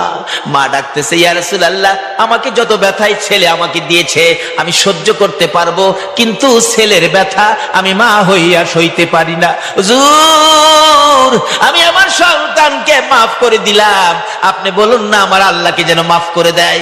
এই মা মাফ করে দিলাম কথাটা বলতে দেরি হয়েছে, আমার রাসূল পাশে থাকার বরকতে মায়ের ক্ষমা দেওয়ার সঙ্গে সঙ্গে তার কবরটা জান্নাতের বাগান হয়ে যায়। কিন্তু নামাজ, রোজা, হজ, যাকাত, মুফতি, মুহাদ্দিস, মুফাসসির, মসজিদ বানান, মাদ্রাসা বানান, ওয়াজ করান, ওয়াজ করেন, ওয়াজ শুনেন, এমনকি মক্কা মদিনার ইমাম সাহেব যদি হয়ে যাও, আর এই মা বাবাকে যদি কষ্ট দাও, আল্লাহর জান্নাতে যাওয়া সম্ভব হবে না। তাই আসুন আমরা কি করতে হবে, কোরআন শরীফ কি বলে দেখি। কোরআন শরীফ বলছে কি, ওয়াসাইনাল ইনসানা বিওয়ালিদাইহি ইহসানা। আল্লাহ বলছে, হে মানুষ, তোমরা তোমাদের মা বাবার সাথে ভালো ব্যবহার করো। বলুন মা বাবার সাথে কি ব্যবহার করতে বলছে? ভালো ব্যবহার। এখনকার দিনে কি ভালো ব্যবহার আছে? আমাদের যে এলাকায় ইমামতি করতাম, এই এলাকার ঘটনা বলছি। এক বুড়া বাবা ছেলের সাথে ঝগড়া লাগিয়া, বুড়া বাবা শিক্ষিত মানুষ, এক পর্যায়ে রাগ হইয়া ছেলেকে ধমক মারলেন, তোমাকে সেটা। ছেলেও শিক্ষিত, বাবার প্রতি রাগ হইয়া উল্টা মাইরা দিছে, আপনাকে ডবল সেটা।